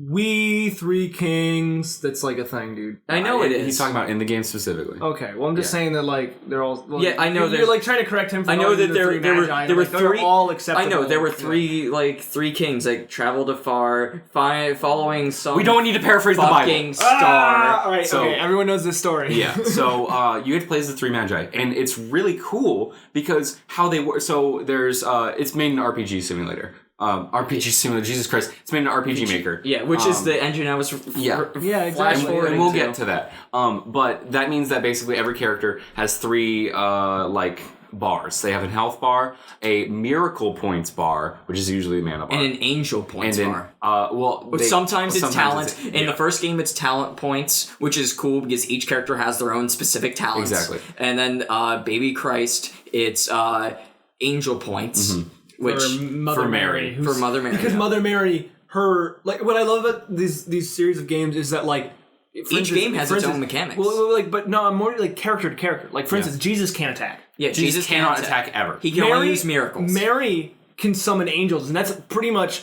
I don't even remember if she can attack. She because, can like, attack. Okay, She she can can attack. attack. She's weak. But like the most efficient way to play Mary is to summon it. So she's just an angel summoner, Yeah. right? Like you just summon angels and let them do the work. So it's like I love how each character. Is And very, Joseph is this brawler Yeah. who can dual wield battle axes. Yeah. So back to the three magi thing. How they work is that their MP is not miracle points, it's magic points. Because guess what? They can use magic, but it's only effective really on spirits. Yeah. So how you get different magic attacks is not from leveling up. It's by buying different weapons because each weapon has its own special magic attack. Yeah. And I thought it was super cool. And they're not just like, this is the sword of Jesus and it does Yeah, you have like the 999 sword damage. of Gilgamesh. The sword of Gilgamesh, which Alibaba's does instant spear. kills. Alibaba's spear is great. And it summons 40 thieves that attack. Like, it's actually really cool and goes with the Magi's original culture. Yeah. Which is the coolest thing I thought, because I thought this was going to be like whitewash. And to be fair, it did kind of whitewash, like Jesus. Well, it and whitewashed Mary, everyone in the sense of they're except white. for Yeah. the Magi, because the Magi were black. Oh, I guess that's true. Yeah. Which, I mean, to be fair, the visuals were not the strong suit of this game. What are you talking about? I thought this game looked awesome. I'm not talking about the overworld. I'm talking about the genuinely- cutscenes. Sometimes, Cutscenes, I love them. Sometimes the cutscenes are, here's 3 pictures of boat moving across the Yeah, screen. with Jesus sometimes- running behind Yeah, it, with Jesus walking running on behind water. it, which was a pretty good joke. That was pretty good. But then sometimes it's like really weirdly well animated cutscenes. Yeah. Well, it's just like, and they're not like super high frame rate or anything. Yeah. Well, because like first things first, what we should explain is that the style of the cutscenes is this very low poly, like high, like the not really textures, just like basic colors and like low poly and stuff. And it works. And it's not even a high frame rate of animation when it is animated, but like it's effective animation. It's very like, good. It has a good sense of humor to it. Yeah. Well, and part of it is I'm personally really attached to like intentionally low poly as a style. Yeah. But like I loved the look of it. It was so very cute good. And so funny. I love I love like the thieves and stuff in the second game where like there's the green thief who's like wearing this black robe and it's just like it's goofy enough that it works. And I think that was the best part about this game is it had a sense of humor. It jokes about like the fact that the game is in English way more times than I thought it would. Yeah. It's so funny. It's like, wait, why? They're like, Hebrew's a really hard language to learn. But then again, we're speaking English, which didn't happen. But whatever. Exactly. Like, it's really funny. It's really funny because one of the items you have to get into Jerusalem is a dictionary. You need a dictionary so you can speak that language, but the dictionary is in English. Yeah, so it's like it's just this nice funny joke, and the fact that it's a dictionary and not like a English to Hebrew or something, I just thought was funny. The only time I thought the cutscenes looked bad was Gabriel at the beginning of Baby Jesus Christ. Yeah, I don't know what was up with that model. He looked weird, like gone, dude. Like, he looked scary. Like it was like, what is going on? Gabriel, get some fucking water and some medication and some saltine. My favorite one though is like the death screen if you die in Baby Jesus Christ is like King Herod. Yeah, King Herod about to stab Baby Jesus. Whoa! My favorite part is it the guards? No, I do like the guards though. The fact that I have canonically made Mary Magdalene murder people. Yes. Well, and she sends people to hell. Yeah, everyone gets sent to hell when they lose. Yeah. So not only did Mary kill people, she sent them straight. She was like, just to make sure, heaven's door, going straight to hell. Yeah. Is that a Bleach reference? Yes. Okay. I love Bleach. It's my favorite drink of Bleach. Yeah. But like I love though whenever you're leaving Jerusalem and there's all these guards there that are looking for baby Jesus, if you talk to them, they're like, we have to murder all little boys. No, and there was like, because it's a pretty PG game. Yeah. Except for the one guard that's like, what are you hiding under that? It's a penis! You have a little boy, we have to kill you! Yeah. Like, I was like, you can't just talk about a baby's dick like that. Like, that's a good quote to keep. You can't just talk about a baby's dick like that. Yeah. But like, there's another one that's like, do you want to play a game? And if you say yes, it's like, it's called Kill the Baby Boy. Like, it's hilarious. It's so dumb. It's great. Genuinely love this game. Like, it reminded me of like a 60s comic villain who has like this crazy, ridiculous dialogue. In terms of style and humor, I was surprisingly reminded. Well, and not just humor, but like a couple other. I was surprisingly reminiscent of the Mother franchise. Yeah. Just because it's like there's this weird dissonance between this real world and a video game. Well, yeah, and it's like it had that same kind of quirky humor, as well as it had mechanics it had non-violence mechanics. Yeah, which was cool. One of my favorite things was like how the mechanics like progressively got better through each game. I didn't get to the third one, so I don't know if the mechanics were better in that one. But I think the second game had superior mechanics to the first one. I think that the first game's mechanics were quite disappointing, and we need to talk about them. I think the first game's mechanics are like super bare bones. Though I will always love how Judas, his talent kisses the opponent, so then. It's the kiss of betrayal and the Roman guards. By Roman legion. The other one that's great though is his art talent is suicide. Oh yeah, and he can. I never got that. He makes them guilty enough that they commit suicide. Yeah. For all the viewers at home that don't really know that much about the Bible, Judas basically betrays Jesus. Spoiler alert! And he feels super bad about it, so he kills himself. And that tree is now forever cursed. Yeah, like that type of tree. Yeah. It'll bear no good fruit. Yeah. Which to me, that's just like shooting shots. But whatever. Judas was both my. Judas was like the most pleasant surprise of a party member. As well, he was my favorite party member. Because when we read the description, I was like, "Fucking Judas is part of the main four." Yeah, like that's kind of odd, right? Well, part of it is the game. I thought that the game was going to go into that, right? It really didn't. It did in the third one. Yeah. Oh, okay. Because in the first game, like you get Judas.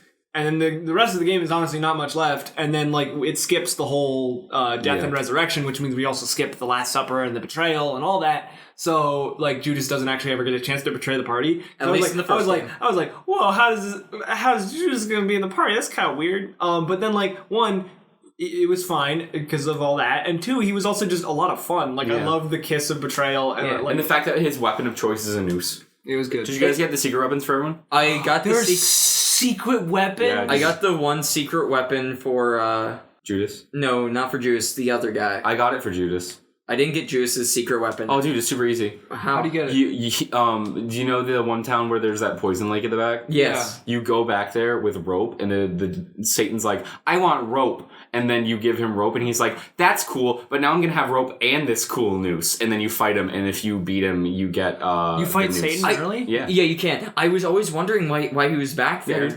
That's how you get Judas's, the noose. That's his weapon of choice. I did get Jesus' robes, his holy... Because Jesus never gets a weapon, but he does get secret, like, robes. Yeah. And then everyone else can wear holy armor. Yeah. Except for Judas. Judas can't wear holy armor. Yeah. And then I love how the key of God. The key of God. The key of heaven or something. Yeah, it's the key of heaven. I love how that was... That it was a sword, basically. Yeah. Jesus, like... It's a keyblade! Basically. Oh my god, did Tetsuya Nomura play Jesus Christ RPG Trilogy and then steal from it? Yeah, probably. But, like, the first game, how you get to the ending is you have to perform seven miracles. But the problem with collect all the apostles. Collect all the apostles. Well, you have to... You collect your full party. You collect the apostles, though, before you can go get the last two miracles anyways. So... Oh, yeah, I guess that's... But the problem is if you do all the miracles first, and then you do those last two miracles, and then you leave this town after you now have your full party... It automatically jumps you to the end of the game. To the final boss and you can't escape. I had the exact same problem, which is why I didn't find half of the cool secret shit that you're mentioning. Yeah. Because I performed all the miracles before I went and grabbed Mary, which means once I grabbed Mary, that was it. I had to fight the final boss, and I hadn't saved. I wasn't rotating my saves. Yeah. Very frequently, and I didn't want to go back super far, so I was like, I guess I'm just stuck at the final boss now, which sucked because I had checked all their statuses, and everyone except Jesus was 5 EXP away from leveling up. So I went into the final Satan fight with all of my party as underleveled as they could be, and I was like, oh, that sucks. I had to literally restart the game because, first off, finding all the apostles took me forever because I didn't go back and do the whole water to wine thing. And because I didn't do that, some apostles don't show up. And you have to do some of the miracles to get all of them to show up, but you don't have to do all of them. Yeah. So then I went back, did that, got the rest of the apostles, and then that took me finding the apostles took me 20 minutes, so that's why I never got to the third game. But also, after I got Judas, and I can't remember the other guy's name. I want to say it wasn't Joseph. It's one of the fishermen. It's one of the Fisher brothers. Our party was Jesus. It was the guy that gets his name changed. I know that happens a lot. It changes to Paul. Yeah, that happens. He changes his name to Paul. It wasn't Saul. Simon. Yeah, it might have been Simon. Yeah, whose name is changed to Paul, I think. I can probably look this up. I don't remember who our... I thought it was Simon Peter.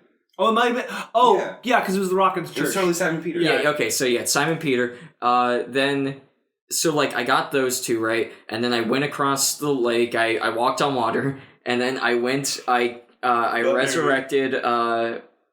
What's his name? I can't remember. God, I went to church a lot. I mean, not a lot, but inconsistently. Resurrection. The guy who gets resurrected. Lazarus. Yeah, Lazarus gets resurrected, pushed the whole rock thing, blah, blah, blah, but he's just in a bed this time. Yeah, he's just in a bed. Yeah. So resurrected Lazarus, went up to Mary. Mary has Legion, and so you have to... Okay, yeah, so I want to talk about Legion, because this game is usually pretty accurate to the Bible. That was the one moment where I was kind of weirded out that Mary was possessed by Legion, because I'm Legion isn't Mary. Legion is one or sometimes two dudes, just random dudes from Jarasene or whatever. Well, I think he wanted a boss.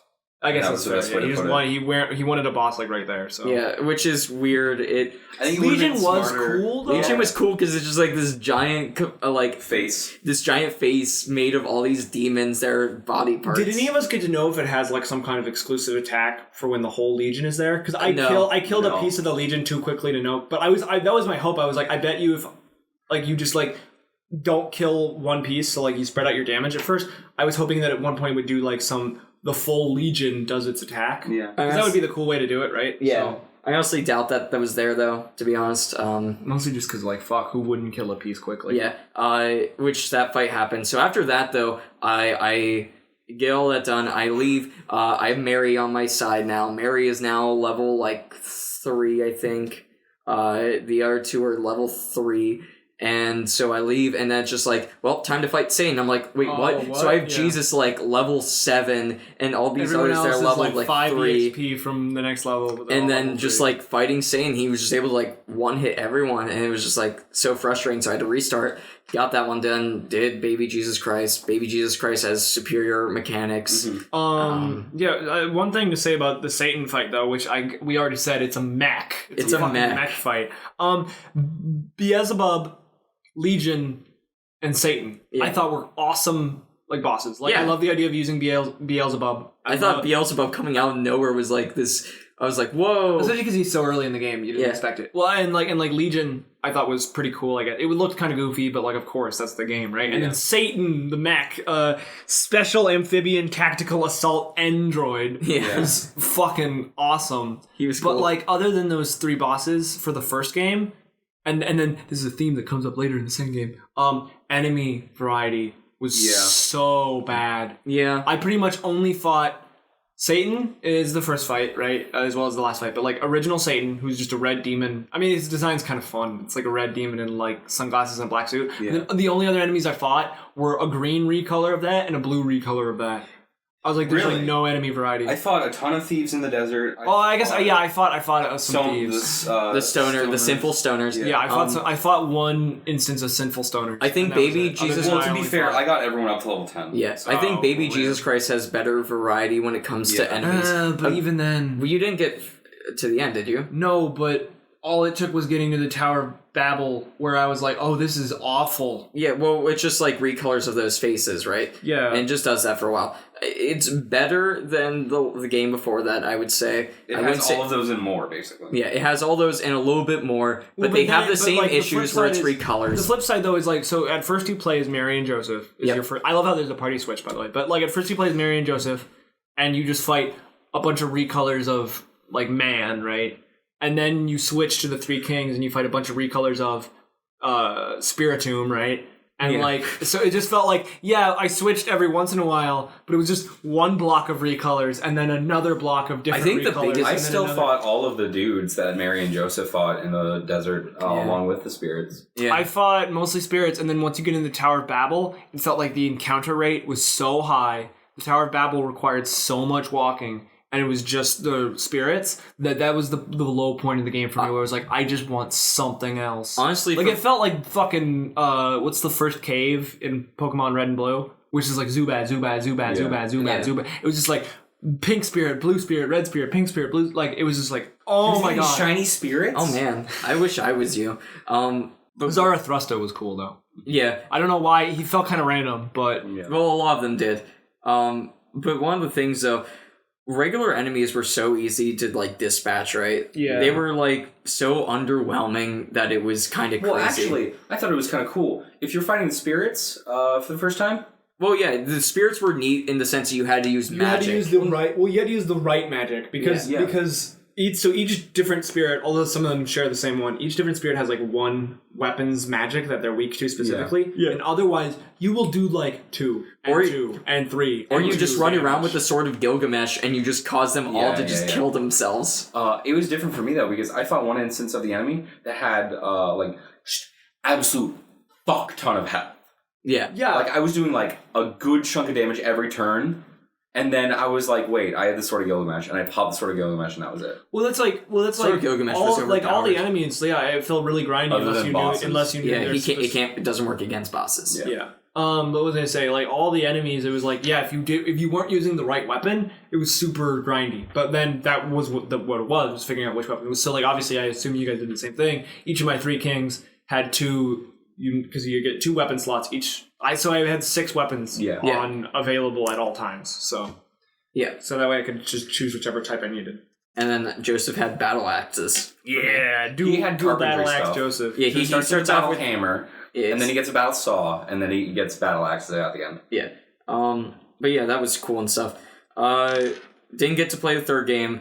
One thing I do want to say though is the music in the first one is grating and it's annoying. I had a headache after the first one. I'm amazed that when you start fighting an enemy or a boss, like especially a boss where it does an intro before the right, when you first fight like Beelzebub, for instance, like the regular fucking like kind of calm music is playing as the enemy is like doing their big intro animation, and then it cuts to the like the rip down and then the battle music. I'm like, why is it not silent? Yeah. Or like something else during their intro animation. Instead it's like this comical. I mean, I guess that is the game, right? Yeah. The second game already had better music, especially when you get to the three Magi, and they're like, and the battle theme is different, and the battle theme is funky. It's cool. I like it. Yeah. It's nice. And then I've heard the third game has even better music. It was alright. It definitely wasn't memorable. Oh, okay. That sucks. The third game's a lot more story-based. I think you fight maybe 3 or 4 times tops. Oh, in the whole game? Oh, yeah, because you finished all 3. Yeah. So. But do we have anything else to say about this game? I don't think so. No. I think we've exhausted a lot of it. It's been almost entirely praise, other than some complaints about mechanical stuff. Yeah. So... Matt, who would you recommend this game to? I'd recommend this game to, I'm going to plug my old church, Good Shepherd Episcopal Church, because one of the biggest struggles I had when I was in youth group and stuff like that was them keeping me interested. So all of the churches that are trying to get their kids to enjoy learning about this. All the kids are listening, all the churches are listening to this right now. It's like, because there's some slight inconsistencies and some slight kind of abridgings of the story, but those are things that are minor enough.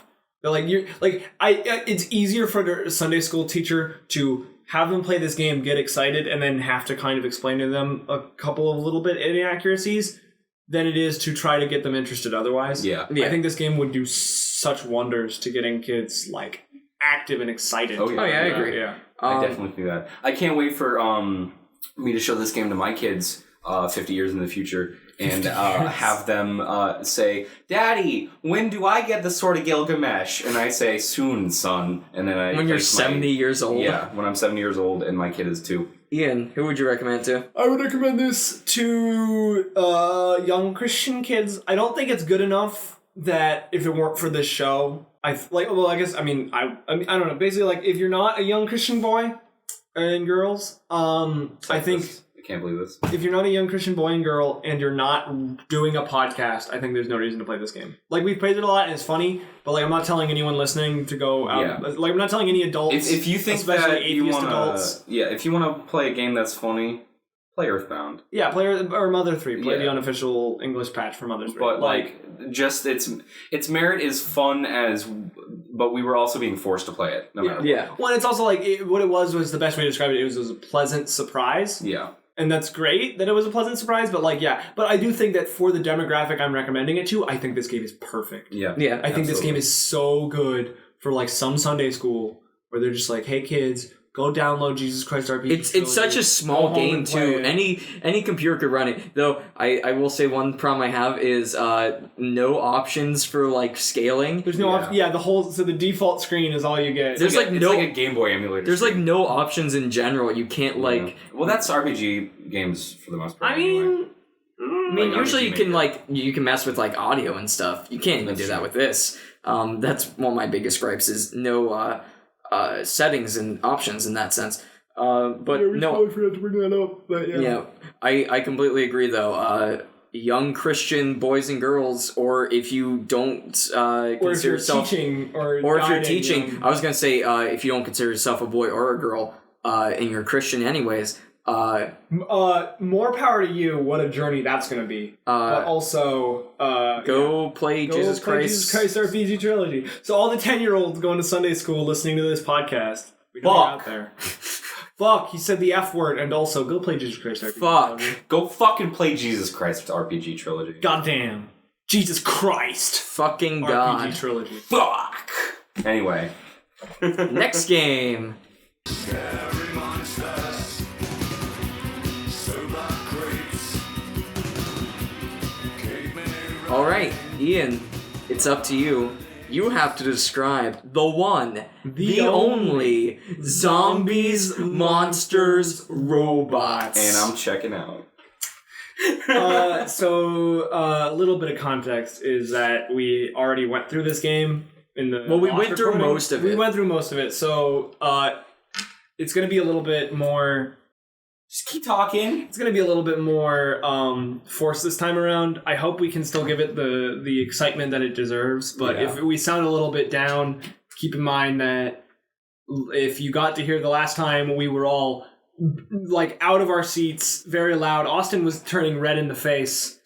This game has a lot to say about it. So this game has me with feelings I never expected I'd feel because of this game. So ZMR is like we've gone through 3 different emotional turmoils this week with these games. It's true. We had the sadness that comes with Narcissu. We had the elated, surprise and joy that comes with Jesus RPG Trilogy, and now we have ZMR. So ZMR is a cover. It's just its own feeling. It's just its own emotion. ZMR. It's like when you get a new color in the rainbow. That's never not a combination of any other colors. It's just a new color. What? Like in Futurama. Oh, okay. We had a shit ton of Futurama references last time we tried recording this too. Yeah. So ZMR is a third-person cover, sometimes shooter. Because the thing is, this game, at least in the tutorial, pushes cover mechanics that you will rarely ever use. Yeah. Whenever you fight bosses, good luck, because there's no cover at all. Ever. Ever. So, and it's I assume made in Unreal Engine 3. It's a Chinese free-to-play third-person shooter. With terrible DLC practices. Terrible DLC practices. I'm gonna get to that in a bit. We've talked about this before, but I'm gonna get to that in a bit. So that's basically what it is. The premise is that you're fighting zombies, monsters, and robots. There's PvP and PvE. We didn't get to really experience PvP very much Except because for mech fights, which were boring and dumb. They were okay, nobody playing. No, they were boring and dumb specifically because we had no one to play with. I had a few laughs just because it was the 3 of us playing. Yeah. It was 2 of us fucking Austin in the butt. I was winning for most of it until some guy joined into the match and then just died a bunch. PvP with mechs is dead, and PvP with just regular PvP. We don't actually know if it's dead or not. Because the thing is because there's multiple server systems, right? Yeah. And when the one server system we went into, there was one other server that had a max limit of 10 people, and there were 10 people in there. Well, that's talking about mech fights. Yeah. But talking about regular fights, we weren't allowed to try them out. Yeah, you have to be level 15. Yeah. Which means you need to play a lot of PvE, and of PvE. I was not doing that. So to start, at the start, we started with story mode. We started with the first mission in story mode. Which was set in World War II against Nazi robots. Maybe this time around I'll accidentally say zombies less often. Nazi robots. Nazi robots. Not to be continue. Fuck my ass. Yes, please. Not to be confused with Nazi zombies, which are a common trope. Which, don't worry, we'll talk about Nazi zombies here later. We'll talk about Nazi zombies. So, Nazi cyborgs. Don't take your fucking socks off in my room. I'll take my socks off whenever I goddamn want. That's it, you're off the podcast. So, the first level was like an Eastern European kind of area. And it was in Germany. Okay, but the point is it was in plus sign land. Yeah, the point is it was Europe. And we fought Nazi robots. And so the first things first is we get into this level, and there's this commander voice who's supposed to be guiding you through the game. The lieutenant who's just always like, you need to do this! Except Matt was the only one who ever fucking heard anything that he was saying, because the audio mixing in this game is so bad. Well, what's great about it, though, is the part where it was the commander and also the commander speaking at the same time as this explosion that was honestly really underwhelming after we saw the aftermath of the explosion, because it was you have to set charges on this tower, and it blows up and the explosion's happening and he's yelling, but he's also yelling at the same time, so it's what is happening anymore? And the explosion's so loud that it's are there 2 of them talking? It's yeah, there are 2 talking. What the heck is happening? So when we first start, supposedly, according to Matt, the commander tells us that the enemies are just going to keep spawning and we need to push forward, but Matt... I withheld this information because I was under the impression that they know. And also, you were playing a sniper, right? Yeah, I was playing a sniper, so I was towards the back, and I was waiting for them to push forward the waves, and they didn't, and I was like, hey guys, you gotta fucking move the dicks. And that's when I just pulled out a heavy machine gun and just walked through. Like, I stopped using cover at all. Yeah. I didn't even use cover until, like, towards the end of that level. And I'm just, like, gunning down all these guys as I'm walking forward. And all of a sudden, these big flamethrower dudes show up, and it's like, we got flamethrowers that we can't aim downwards. Because you were locked onto some cover. Because like I wasn't on like any cover at all. It was just like this like incline, just like this pile of rubble incline, and one of them is just standing above me, trying to flamethrower me, and I'm staying below. I'm like, oh hey, so nice flamethrower you got there. Are you gonna hit me at all? So that's a nice particle effect you have going on right there. No, it wasn't. Yeah, it was a bad particle effect. That was the joke.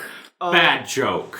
Bad. So we push forward, and we barely use cover mechanics because the cover mechanics were jank as fuck. They were really hard to use because, like, for the first things first, the one that hit me was like you go to a cover point, right, and you're supposed to be able to go over the cover point, right, like hop over it with pressing space and W. Like in Gears of War. Like in the Gears of War, because this game takes a lot from Gears of War, except not nearly as good. Even if you don't like Gears of War. I was just trying to go up this little ledge because that's how I had to push forward, and I was struggling so much. Yeah, this game does take a lot from Gears of War. It takes a crap ton. I remember Matt was saying this last time about how he was impressed by the active reload mechanic. Yeah. But that mostly just because Matt doesn't play a whole lot of shooters. But like we were like, oh no, don't worry, Matt. Like every other. Should I go through the amount of shooters I've played before? Yes, do it. So this time you'll remember Overwatch? Yeah. I play Overwatch like consistently as of now. Who do you play as? I wish I could say I main Genji. But I don't because I am not good at him yet. Is that a not pro Genji? Yeah, you're not pro Genji? Listen. Get good. I am trying. Anyway. So I mainly play Roadhog and Reinhardt. Those are my two favorites. I can't believe you don't main Jinx. He's trying to make a joke. I also play Jinx from Teen Titans. Dude, she's my favorite. I enjoy playing Ratchet and Clank. We've already agreed last time that was a shooter in some regard. I enjoy playing Uncharted. Yes, Uncharted. I've played Halo and Call of Duty with friends. I've never personally owned any of them. I play Neopets: The Darkest Fairy a lot. That's not a shooter. Kirby's Epic Yarn. That's not a shooter. Splatoon. That is the shooter, actually. Neopets: The Darkest Fairy speedruns. That's not a shooter. And technically, it does have third-person shooting. Do you hold the record for Neopet: The Darkest Fairy? I don't. I'm working on it though. Who holds the record? I don't know his name. I think it's like something 13. What's the speed run? Final Fantasy. It's like an hour 15. What time are you at right now? I haven't ever finished a run. I'm focusing right now. Like I'm doing it in chunks. Okay. So I can get the first part down where you get out of bounds in the first area like in a couple minutes. Wait, so have you done all the chunks though? No. Okay. I thought you'd done all the chunks so you could math out a split time, but no. No. I've gotten to the point where I can get to the out of bounds glitch in the river, which allows you to go get the cloak early. Which isn't like necessary for the run, but I haven't ever finished the run. I think I got to the point where I was like, all right, I can consistently jump into this river and make it to out of bounds, but I don't know where I'm supposed to go from here to get the cloak, and I didn't want to watch the speedrun again, and I haven't touched it in a while. But anyway, I play Neopets: The Darkest Fairy. Short list. So basically, he's just not familiar with a lot of especially third person shooter mechanics. Anyway. He's not familiar with a lot of third-person cover-based shooter mechanics, so he was really impressed with active reload, but that's just... they were like, fuck you, Matt, you goddamn degenerate. Fuck you. You were like, fuck you, Matt, I can't fucking believe you Can't believe you've never chainsawed a locust. I have, but not the locust you're thinking of. Oh. So we're going through this level, and at some point we have to... the funniest point to me in this level was when... we're told to set charges on a barricade to get past this barricade. This barricade, by the way, is 4 cardboard boxes in a small doorway. And we set the charges, and then... You have to set the charges! You have to set the charges! And then we set the charges, and then he goes, get away from those charges! It's gonna blow the barricade! And everyone dies. And then it makes this massive explosion, right? Yeah. for these 4 cardboard boxes. And then almost immediately afterwards, we have a tank fight as like a mini boss. It was like 2 tanks in this area. And I'm standing on the tank as it dies. And I'm hitting it with my gun. And it dies, and it technically blows up. Like, there's some particle effects, but it basically just stops rendering. And then Ian just falls through the ground. And that was... Or he just falls to the ground, not through, but... And that, to me, I mean, that's all you need to say about this first level. Yeah. Is that happens. So then we just kind of skipped around story mode. And most of what we played of story mode was waves of zombies going through portals, because you gotta make sure they don't escape in the portal. Why? I don't know, but they... Now, why are these zombies going to a portal? I don't know. Why? How do they know where the portal is? Why is there a portal? Zombie instincts. Why is there a portal in Europe, but also a portal in an Egyptian pyramid, but also a portal on the moon? It's a good thing we were... there's no portal on the moon. Oh, there was no portal. No, there's no portal on the moon. The moon is literally just Nazi zombies from Call of Duty, but worse. Yeah. You can fix your windows and shiz like you can in Call of Duty, but the zombies, for one, are not that neat. There's the Necro Hulk who has this area effect. So if you're in his area, you start getting hurt and shiz. And like, unlike Call of Duty where you can buy weapons and things while you're in the middle of the match, you just have the weapons you bring in with you. Yeah, that's it. Which is alright, I guess, but like, it makes the level feel kind of bare when it comes to things to interact with. Because, like, what happens is you start off, like, separated, and there's, like, 2 sides of the map, and you have to buy doors in order to, like... Oh, yeah, that was the funniest part, was that you and Matt spawned on different halves of the map. Yeah. And had to spend currency to meet up with each other. And it was, like, well, like, it was points that you earned by killing zombies, so it wasn't... Well, yeah, but, yeah. Yeah. It wasn't like we had to spend money bucks in order to like meet up, which would be god awful. Which brings me to another thing, the shop. Oh yeah, so I described it this way last time. What I found amazing about this game is that the pay to win, like the microtransaction elements of this game, I actually found to be surprisingly, I was okay with them. They seemed unintrusive. Yeah. The only reason why they were so unintrusive was because the UI of this game is so terrible, and like it's so obtuse, the UI of this game, that honestly, at first I was like, I couldn't even tell how the fuck I do microtransactions. Well, for me, the big problem was I don't even know how to do this game, because literally, and I talked about this last time. Literally, like it took me 15 minutes to get this game to work. Like, first it was like, API missing, API missing, API missing, which happens every time you try to load a game, by the way. The launcher. Apparently there's like 3 things that are missing because it shows that every time you load the game.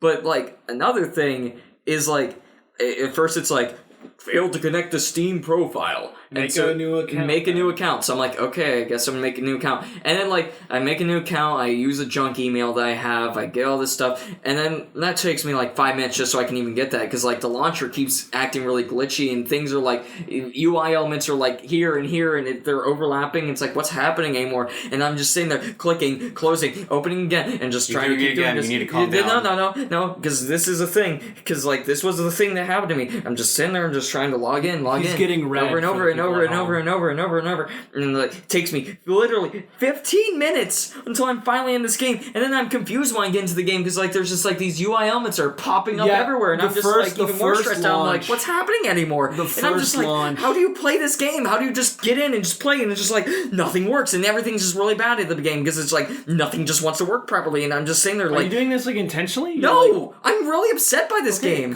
Take a breather. This game sucks. Do you want to play Neopets? Yes, I want to play Whatever. Anyways, in the end, I finally got in. But then when I came back to play again the next day, because Ian had to show me something, it took me another 5 minutes. I had already created my account. It took me another 5 minutes just to get into this game. And I am upset. Yes, you probably could. Don't do it, because I need you for the podcast. Are you sure? Yeah. So yeah, the first launch, the UI is especially overwhelming. So when you first launch up, it's like, here's your gifts for these first time playing the game. Also, here's your daily bonus. Also, here's this and this and this, and there's just a million windows that pop up, and it's incredibly overwhelming. And like that, as well as the fact that this game, and this doesn't usually happen to me, this game hurt my eyes. This game hurt my ears. It made my eyes like sting in a way that I've never had happen before with games. I know for some people that happens like when they get like, well, especially some people when they play like 3D games, a lot of movement or whatever. Like people get different things. I've never had a game hurt my eyes the way that this game made my eyes hurt. The only time it really ever hurt my eyes when it was like flashbang. And yeah, I guess that was pretty. I was like, it's white, and it hurt a little bit. I don't even know why this game hurt my eyes. Like it wasn't like maybe it was my settings. But Matt, like, didn't you say this game also hurt your eyes? Just a little bit. Like this game didn't. It didn't hurt me as much as it offended me. One thing that hurt me was the audio. Because, dear God, those audio options are terrible. Like, you have your master audio, you have your, like, music control, you have, your vocal or game audio, right? But the thing is none of those things, like, do anything unless you go in and you manually, like, move all of them down together. Yeah. And then it does Oh, yeah, because the master switch. The master switch doesn't work. Does not do anything. It defeats the purpose. Okay, let's put it like this, right?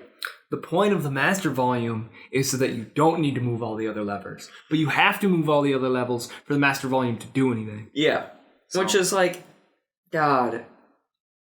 I think, we've probably talked about everything up into... Well, there's some things mechanically to talk about. I got a sword.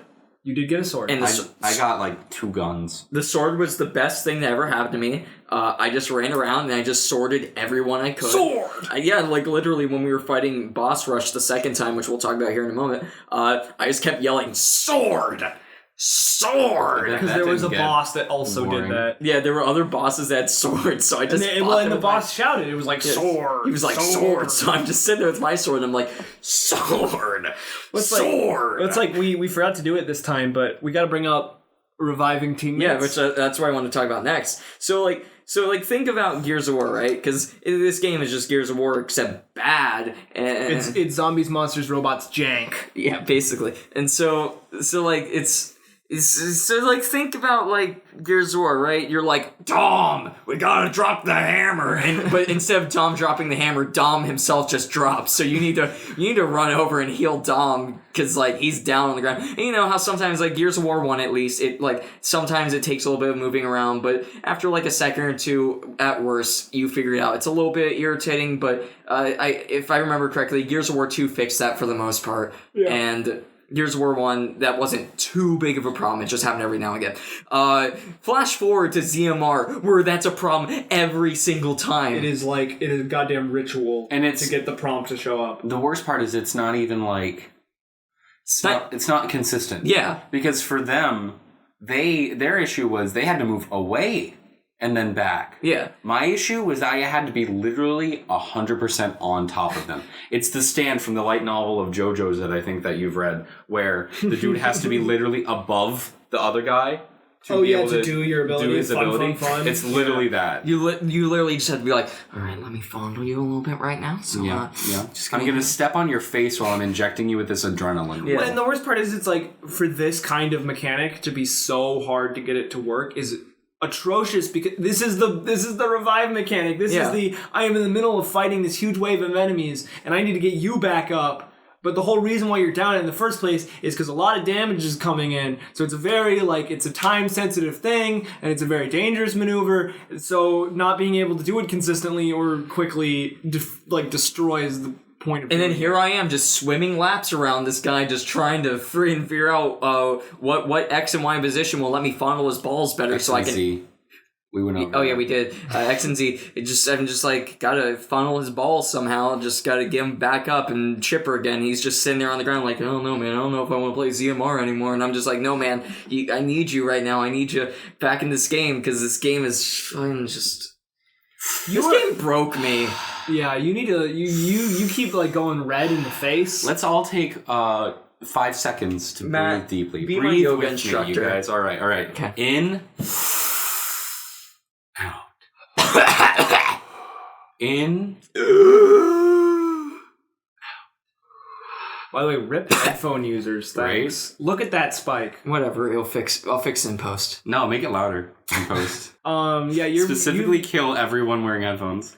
You've been awful about spikes this time. Whatever. But speaking of Austin, give me your hand. Speaking of jolly cooperation, we need to talk about the final and only good, not good, but okay. Only good bad. Yeah, so what excited Austin and I about this game going into it and why we were so excited last time and just in general is because zombies, monsters, robots sounds like it's going to be the best fucking time. It could be the worst game, but it's going to be so bad good, right? You want it to be campy, right?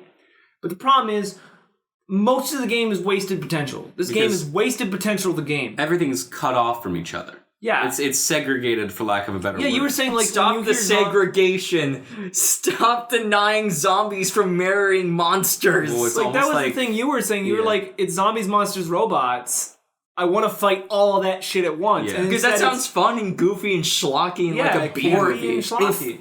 Not that. I want to be one of those fighting the other two. Yes. That would be so much like even if it's not good, it'd be ridiculous enough a concept that it'd be hilarious. If I was a werewolf slapping around a robot who himself with a sword. Who himself is slapping around a zombie, that would have been fucking great. But no, instead we get zombies, robots, zombies, Robots? Zombies. I mean, maybe mummy, so it's maybe it's kind of a monster. Well, like, hey, if more of a zombie. If the Universal Monster Cinematic Universe counts Mummy as a monster, then hey, I'd say Mummy's it's almost like they took the developers had $50. Yeah. And they went to the Unreal pre-made prefabs and was like, all right, boss, we got $50 as our budget for this game. What can we get? And one of them says, oh, well, they're doing a 2-for-1 deal where you can buy zombies and robots. Yeah, because a little bit of background information. This game started as zombies, robots, not zombies, monsters, robots. Yep. So they earned $2 from Schmucky Schmuck Man in also, Canada. This game was at E3. What the fuck? Yeah. I didn't know that. Yeah, like back in 2012 or 2013, apparently, according to one of our friends who used to play this game a lot, this game was at E3. Just a side tangent real quick. From now on, can we, whenever we want to say, like, Jesus Christ, can we say, Jesus Christ RPG Trilogy? Yeah. Okay, good. I'm glad. So Teddy approved. So they made Zombies Robots, this fucking shit game for $50 with their $50 of Unreal prefab, and then some guy in Canada, well, no, not some guy in Canada, we know who it was. Quentin. It was Quentin Q. was like, oh, spend $2. I'm going to steal $2 from my mom's purse so I can buy this DLC. And then the developers in China were like, shit, boss, some fucking idiot just spent $2 on our dumb game. What should we do with it? And he's like, you know what, here's what we're going to do. We're going to spend the $1.99 to buy monsters and put that in the game. And you know what, that last cent, you can keep that. That's your Christmas bonus. Well, just to go back on, paying, literally, this game has terrible DLC practices. This game literally has $60 DLCs. That's one of the DLCs. That's not even like all of the DLCs. That's one of the DLCs. It's not like it's a pack where you can buy all the DLC for $60. No, that's just one of the DLCs. It's ridiculous. Just... Well, and it's like they have all these zombies and monsters and robots, and there's so much wasted potential because one, they're always segregated. Yeah. Two, all the different types that we fought. So there's 8 different zombie variations, right? Yeah. The same 8 variations that exist in the zombie genus exist in the genus of Nazi robots, right? Yeah. And exist in the genus of mummies, and so you're really just fighting the same 8 enemies, and they look different when you're fighting zombies or monsters or robots. So it's wasted potential. And then we get into boss rush, right? Boss rush is the last thing we do.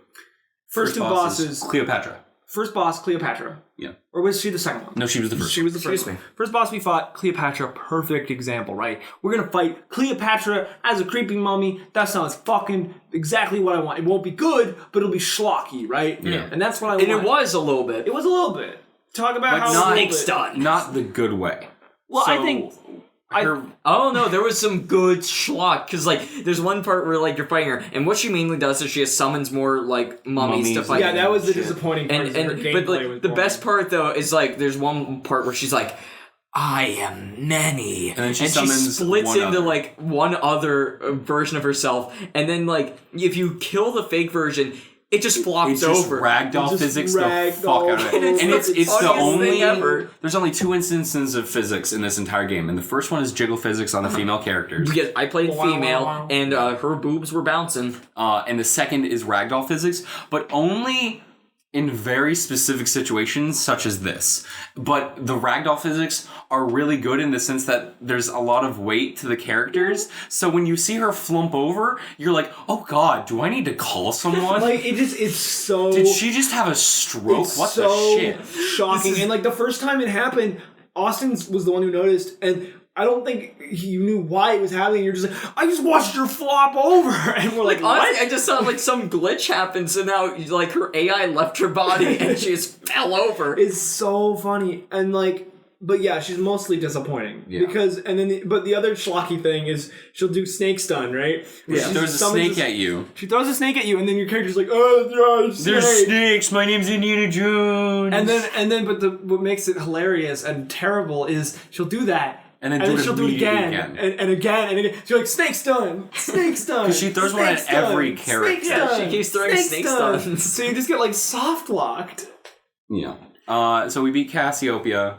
Cassiopeia. So then we fight Moth Lady. Who has nice dumb boobs, but not as nice as mine. She's basically the Queen of Blades from StarCraft. From StarCraft, yeah. Yeah. So we fight her, and she's like, I can do a rave party. And she summons a bunch of lasers that insta-kill you if you don't dodge roll under them. Well, I got, like, the second time I fought her with Ian, like, I just kept walking through the lasers, and it, like, did a little bit of damage, but it didn't kill me. See, that's confusing to me, because when me and Matt fought her, that's the problem with a lot of the boss design in this game, by the way, is they're weak as shit. Like, they're terrible bosses. But they have, like, they'll have one move that just drains your except for one guy. Well, yeah, or two guys, I should say. We'll get to them. Yeah. And her laser is her one move that actually matters. So you have to like dodge roll around it. And that's basically it. Yeah. So we beat Moth Lady. Super disappointing. At this point, Austin has already left in the original. Yeah, in our original playthrough. So then, though, we get to the Terracotta Warriors. Terracotta Warriors. The Terracotta Brothers. You've heard of Ornstein and Smough. Now get ready for Smough and Smough. So my favorite thing about this is that one of the most interesting things to me about the Terracotta Warriors is that each individual one is made to be completely unique. These are supposed to be unique soldiers in and of themselves that were gonna go with the Emperor in the afterlife and help him defend China from ghosts. So how did the developers of this game translate that? They decided they were going to make 2 very fat Chinese men, give them both axes, and then palette swap them. Yes. So these guys are these guys are a mess. These guys. First things first. Best part. This is where I started to lose it in this game. Oh yeah, he had the 3 a.m. gigs, and it was 9:30 at most. Like, I was so bored of this game, and my eyes were hurting, and I was getting a headache. But then these guys, they just, I thought, because they're both constantly talking. It seems like they're never not talking. We should just like, I'm sorry, I'm gonna have to backtrack you real quick because you just stepped over yourself. Yeah. They did not talk. They mumbled loudly. They're like, Satan is a pharmacist. And like this isn't us being like, wow, Mandarin isn't a fucking language. Like it was unintelligible. Like and they're so loud. Like default audio mixing, and even if you turn down your settings, these guys are so much louder than everything else about this game. They're just and the best part is they're both constantly talking. So if you're next to both of them, then they're both constantly very loud, overlapping on each other. So it's just this cacophony of like it's unending. And it's great because they also do so little damage. Okay, so their trope is like that trope, right? Of like the big, dumb, slow boss, right? They even have that super generic attack, which is the I'm gonna charge forward and it's gonna be miss. And you're gonna roll out of the way, and then I'm gonna be like stuck for a little bit, so that's your time to hit me. Like, it's such a trope that like Kyle Bossman like uses it as like that one joke when he's talking about like basic enemies, right? It's like that move, right? It's in everything. It's in 2D platformers. Like, but the problem with the charge is that one, the sound effect is amazing. It's like it sounds like someone's shooting a very small bee nuke.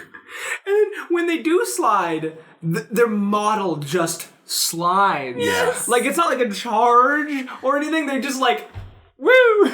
It's kind of like actually what Smau's charge thing is in Dark Souls. Yeah. Except not as good. Yeah, and then the best part is, so it's like, and they come at you super fast, and then they go, and they hit you, and it does nothing. Like, no damage. Literally, there was one person that got down at the time Ian and I played it together, and he died, and I'm like, how'd you die against these guys? Like, I mean, admittedly, I took a little bit of damage, but that was because I was swording them the entire time, just chasing them down with this sword, because I was like, sword!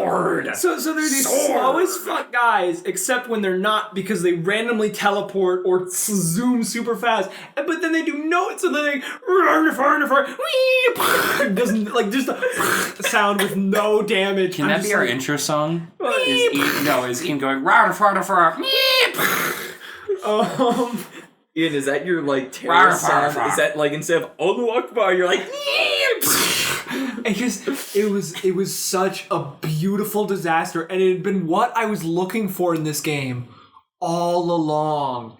And then that's not even the best. After them, we fight. What was this character's actual title? I think it was Master of Hell. Master of Hell. I didn't fight this guy, so I have no idea. You didn't fight this guy? No. At all? No, we didn't get him. It's random. Are you serious? Yeah, randomizes. Oh my god. It's such a tragedy. So we don't have him on footage. Which so explain him to me. Would you mind if I describe him? So you said he's called the Baron from Hell, right? Master of Hell. The lower corporate ladder businessman. Yes. Would you mind if I describe it? Go for it. Imagine Darth Vader. Yes. Okay. It is 8 o'clock in the morning. He's got his coffee in his hand, but he hasn't drunk it yet. He has a corporate meeting in 10 minutes, and he doesn't have the reports that Mr. Imperial Man was supposed to give him. So he has to go get those reports. So imagine Darth Vader holding a coffee in one hand, and remember, he's very much jogging, but he can't spill his coffee. So his hands, he's power walking, and but it's still Darth Vader.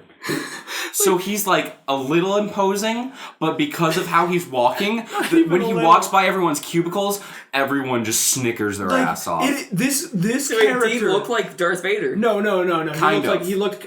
He had a cape. He was and a large, it was tall, dark cape, and he had a big, obvious, glowing stomach. Yeah. That you're supposed to shoot. So he's a zombie. He looks like Nightmare. All the zombies have glowing stomachs. He was like a demon, though. No. Yeah, he looks like Nightmare from Soul Calibur. Yeah. Oh yes. Yeah. But just like an Asian Nightmare from Soul Calibur, but also really has to poop. Yeah. That's the way I would describe how he runs. He's like doing a power walk, but also he's afraid he's gonna shit his pants if he bends his knees or anything. Yeah. So he's just like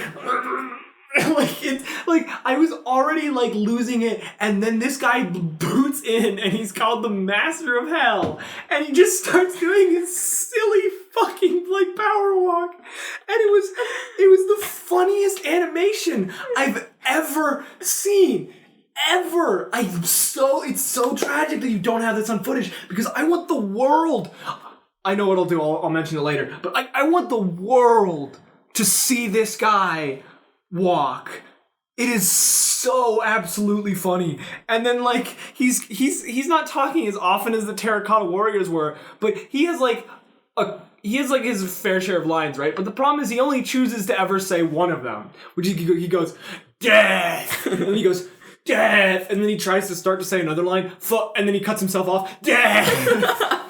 So how this guy fought is that he swung his sword, and then sometimes he would do an insta-kill. What? Was he a Reaper? He's the Master of Hell. Yes, he was the lower corporate ladder business man. Ladle. Yeah. So he has a sword and he sometimes swings at you. But other than that, he kind of just makes a portal to hell that instantly kills you. It's basically it. Yeah. He wants terrible fucking design. Yeah. Same as everyone else. Where the problem, except same problem as everyone except the Terracotta Warriors, because the Terracotta Warriors had no good moves. But same design problem where shit moves except for one move that does way too much. Yeah. And then this was also the point where you said this while you were playing. You were like, this isn't a shooter game anymore. Yeah. We're shooting the guns, but it's just us shooting guns at guys with melee attacks. Yeah. Well, that's why I pulled out my sword. You weren't there. Shut the fuck up. Dude, we bought this giant friggin' Soul Calibur guy who had this sword. They kept You didn't get to see the spinning top guy. Oh my god. So the guy we fought in the same slot as lower corporate ladder businessman of hell was like this generic sword guy who was who like looked like he came from Soul Calibur. But his like one move, right? You know, they all have the one move. His one move is he would do like a spinning lariat, right? But it would be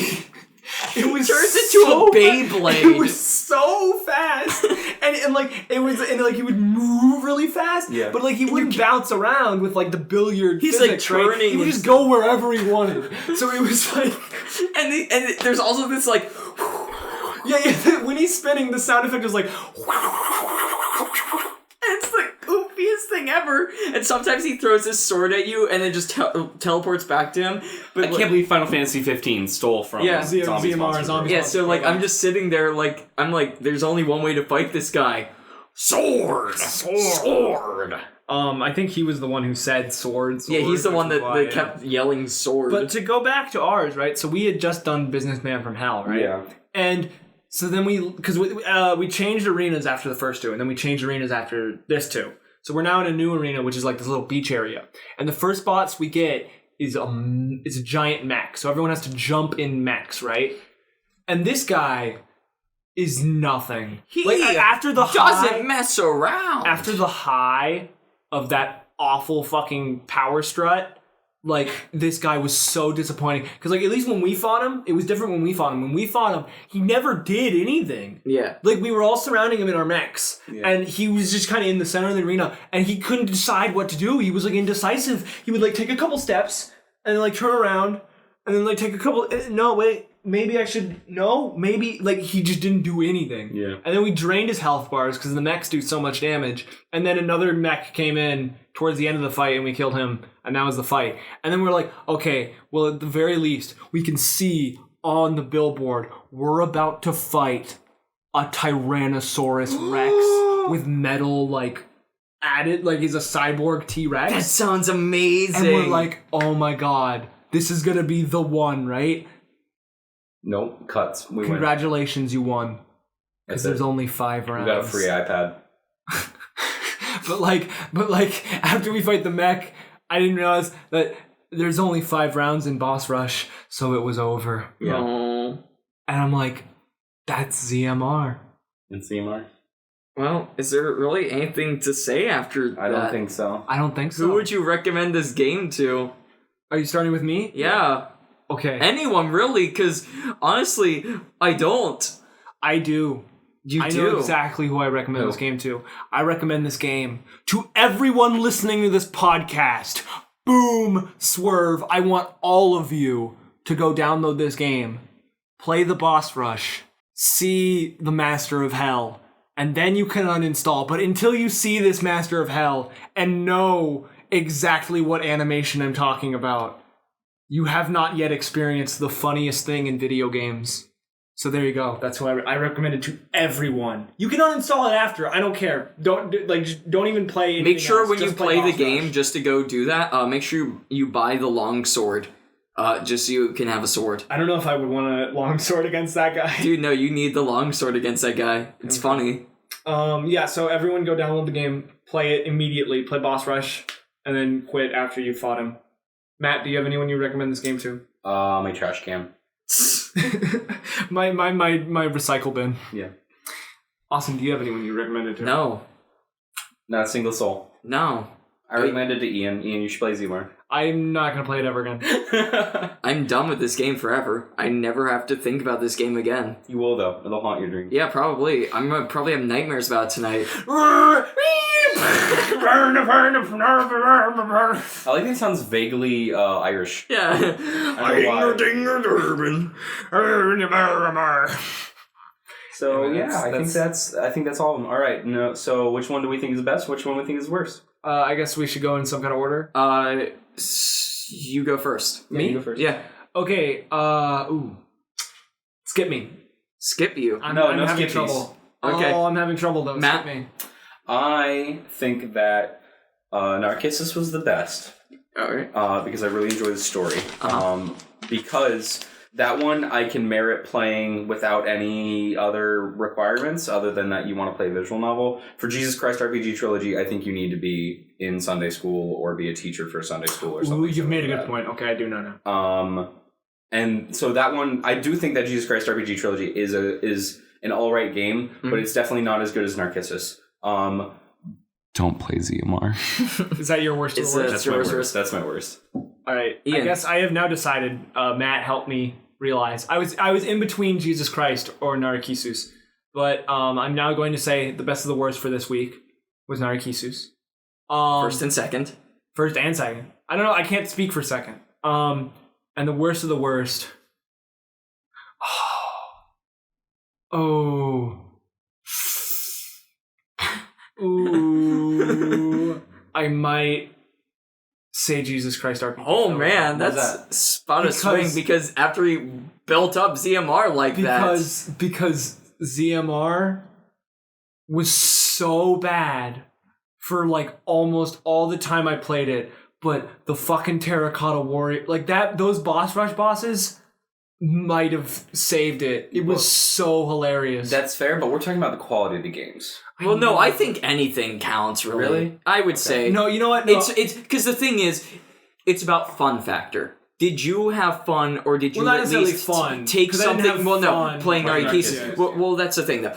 I think there are major factors we have to keep in mind. Fun, if the game is meant to be like fun. Narcissus was not intended Whatever to be emotion fun. you're Just say it like, did the game make you feel the way it wanted to? Yeah. Even then, I don't think ZMR did. ZMR didn't, but the thing is, the fun factor was there in how ridiculous and how goofy it was sometimes, and that's what I was looking for when I played ZMR. Actually, no. I'm gonna definitely change my. Well, I didn't ever concretely say. I'm definitely the worst. The worst is definitely ZMR, because like I'm letting the end of it make me forget how much crap we had to go through. Like the rest of it was such wasted potential. Jesus Christ RPG Trilogy is if anything the exact opposite of ZMR. This is weird math here. Jesus Christ RPG Trilogy is opposite of ZMR because Jesus Christ RPG Trilogy surprised me with how good it was and how like inoffensive and like it didn't like it just everything about it was surprisingly pleasant. ZMR I went in with such high expectations and was so disappointed up until the end. So like the end was great, but up until then it was a fucking disaster. So actually the worst of the worst is definitely ZMR. Still, go download it. Fight that guy, but this is the worst of the worst. Yeah. All right. How do you feel? Worst of the worst. Yeah, I totally agree. CMR is a load of crap.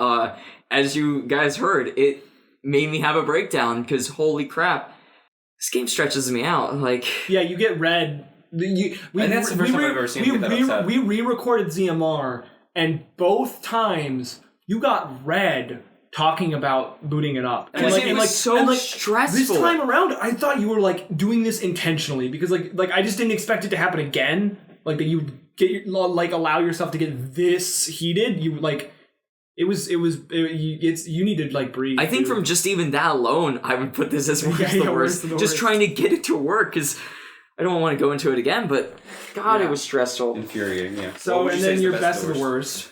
My best of the worst. Well, Jesus Christ RPG Trilogy, baby! Oh, swerve! Drop his phone, everyone fucking get in the comments and tell him he's garbage. I just realized we didn't have a clean sweep. Yeah. Jesus Christ. Second week, first week we had a clean sweep. Second week, we had a different sweep. You're still beaten though. I'm still beaten, 2-1. Hey, fuck you. I got Jesus on my side. I don't need you guys. Tell me why. Okay. So yeah, explain yourself.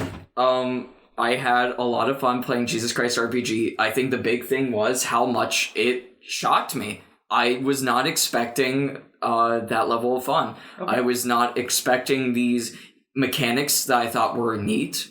At least the first game did not have as many neat mechanics outside of the whole talent point system, which, I mean, whatever. I had some good laughs. Friggin' Judas was making me laugh the entire time. Oh, yeah. Narcissus, while I enjoyed it a lot, and it was admittedly a tough choice for me, Jesus Christ was just... surprisingly good. Was so surprisingly good, and was like what I was looking for. then in this whole thing. In this whole thing, it won. It epitomizes what we're trying to do with this podcast, which is find the good in the bad. Well, and another thing for me personally is I don't consider Narcissu to be a video game. That's fair. I think it's good. I think it's a good story, and I think it handles... Is this finding the best of the worst video games, or is this finding the best of the worst whatever we get? I think it's just the best of the worst of wherever's on Steam. But what I personally am looking for with Steam... Steam is video games. Because Steam is defined as being a video game marketplace. I mean, it also has movies. But also programs. Programs software. as well as soundtracks and but like books who even gets sometimes. Does it have books on there? Yeah, and documentaries. Yeah. Weird, but stop talking. But do people even buy movies on Steam? Sometimes people buy documentaries on Steam, I know that much. Yeah, I know that. Because like there's the whole like Dota documentary that's on there. Or some other Valve game, but that's because they suck Dota's dick. Anyway. Yeah. But yeah, Jesus Christ RPG Trilogy is my best of the worst. ZMR, hands down, is the worst. I give it a 0% on Rotten Tomatoes. Okay. Yeah. I thought we were reviewing games, not movies. Well, I mean, hey, Narcissu isn't a video game, so... But you weren't reviewing that one. Narcissu's 83% on Rotten Tomatoes. Well, that's a pretty good movie. That is a pretty good movie. Yeah. All right, so time to...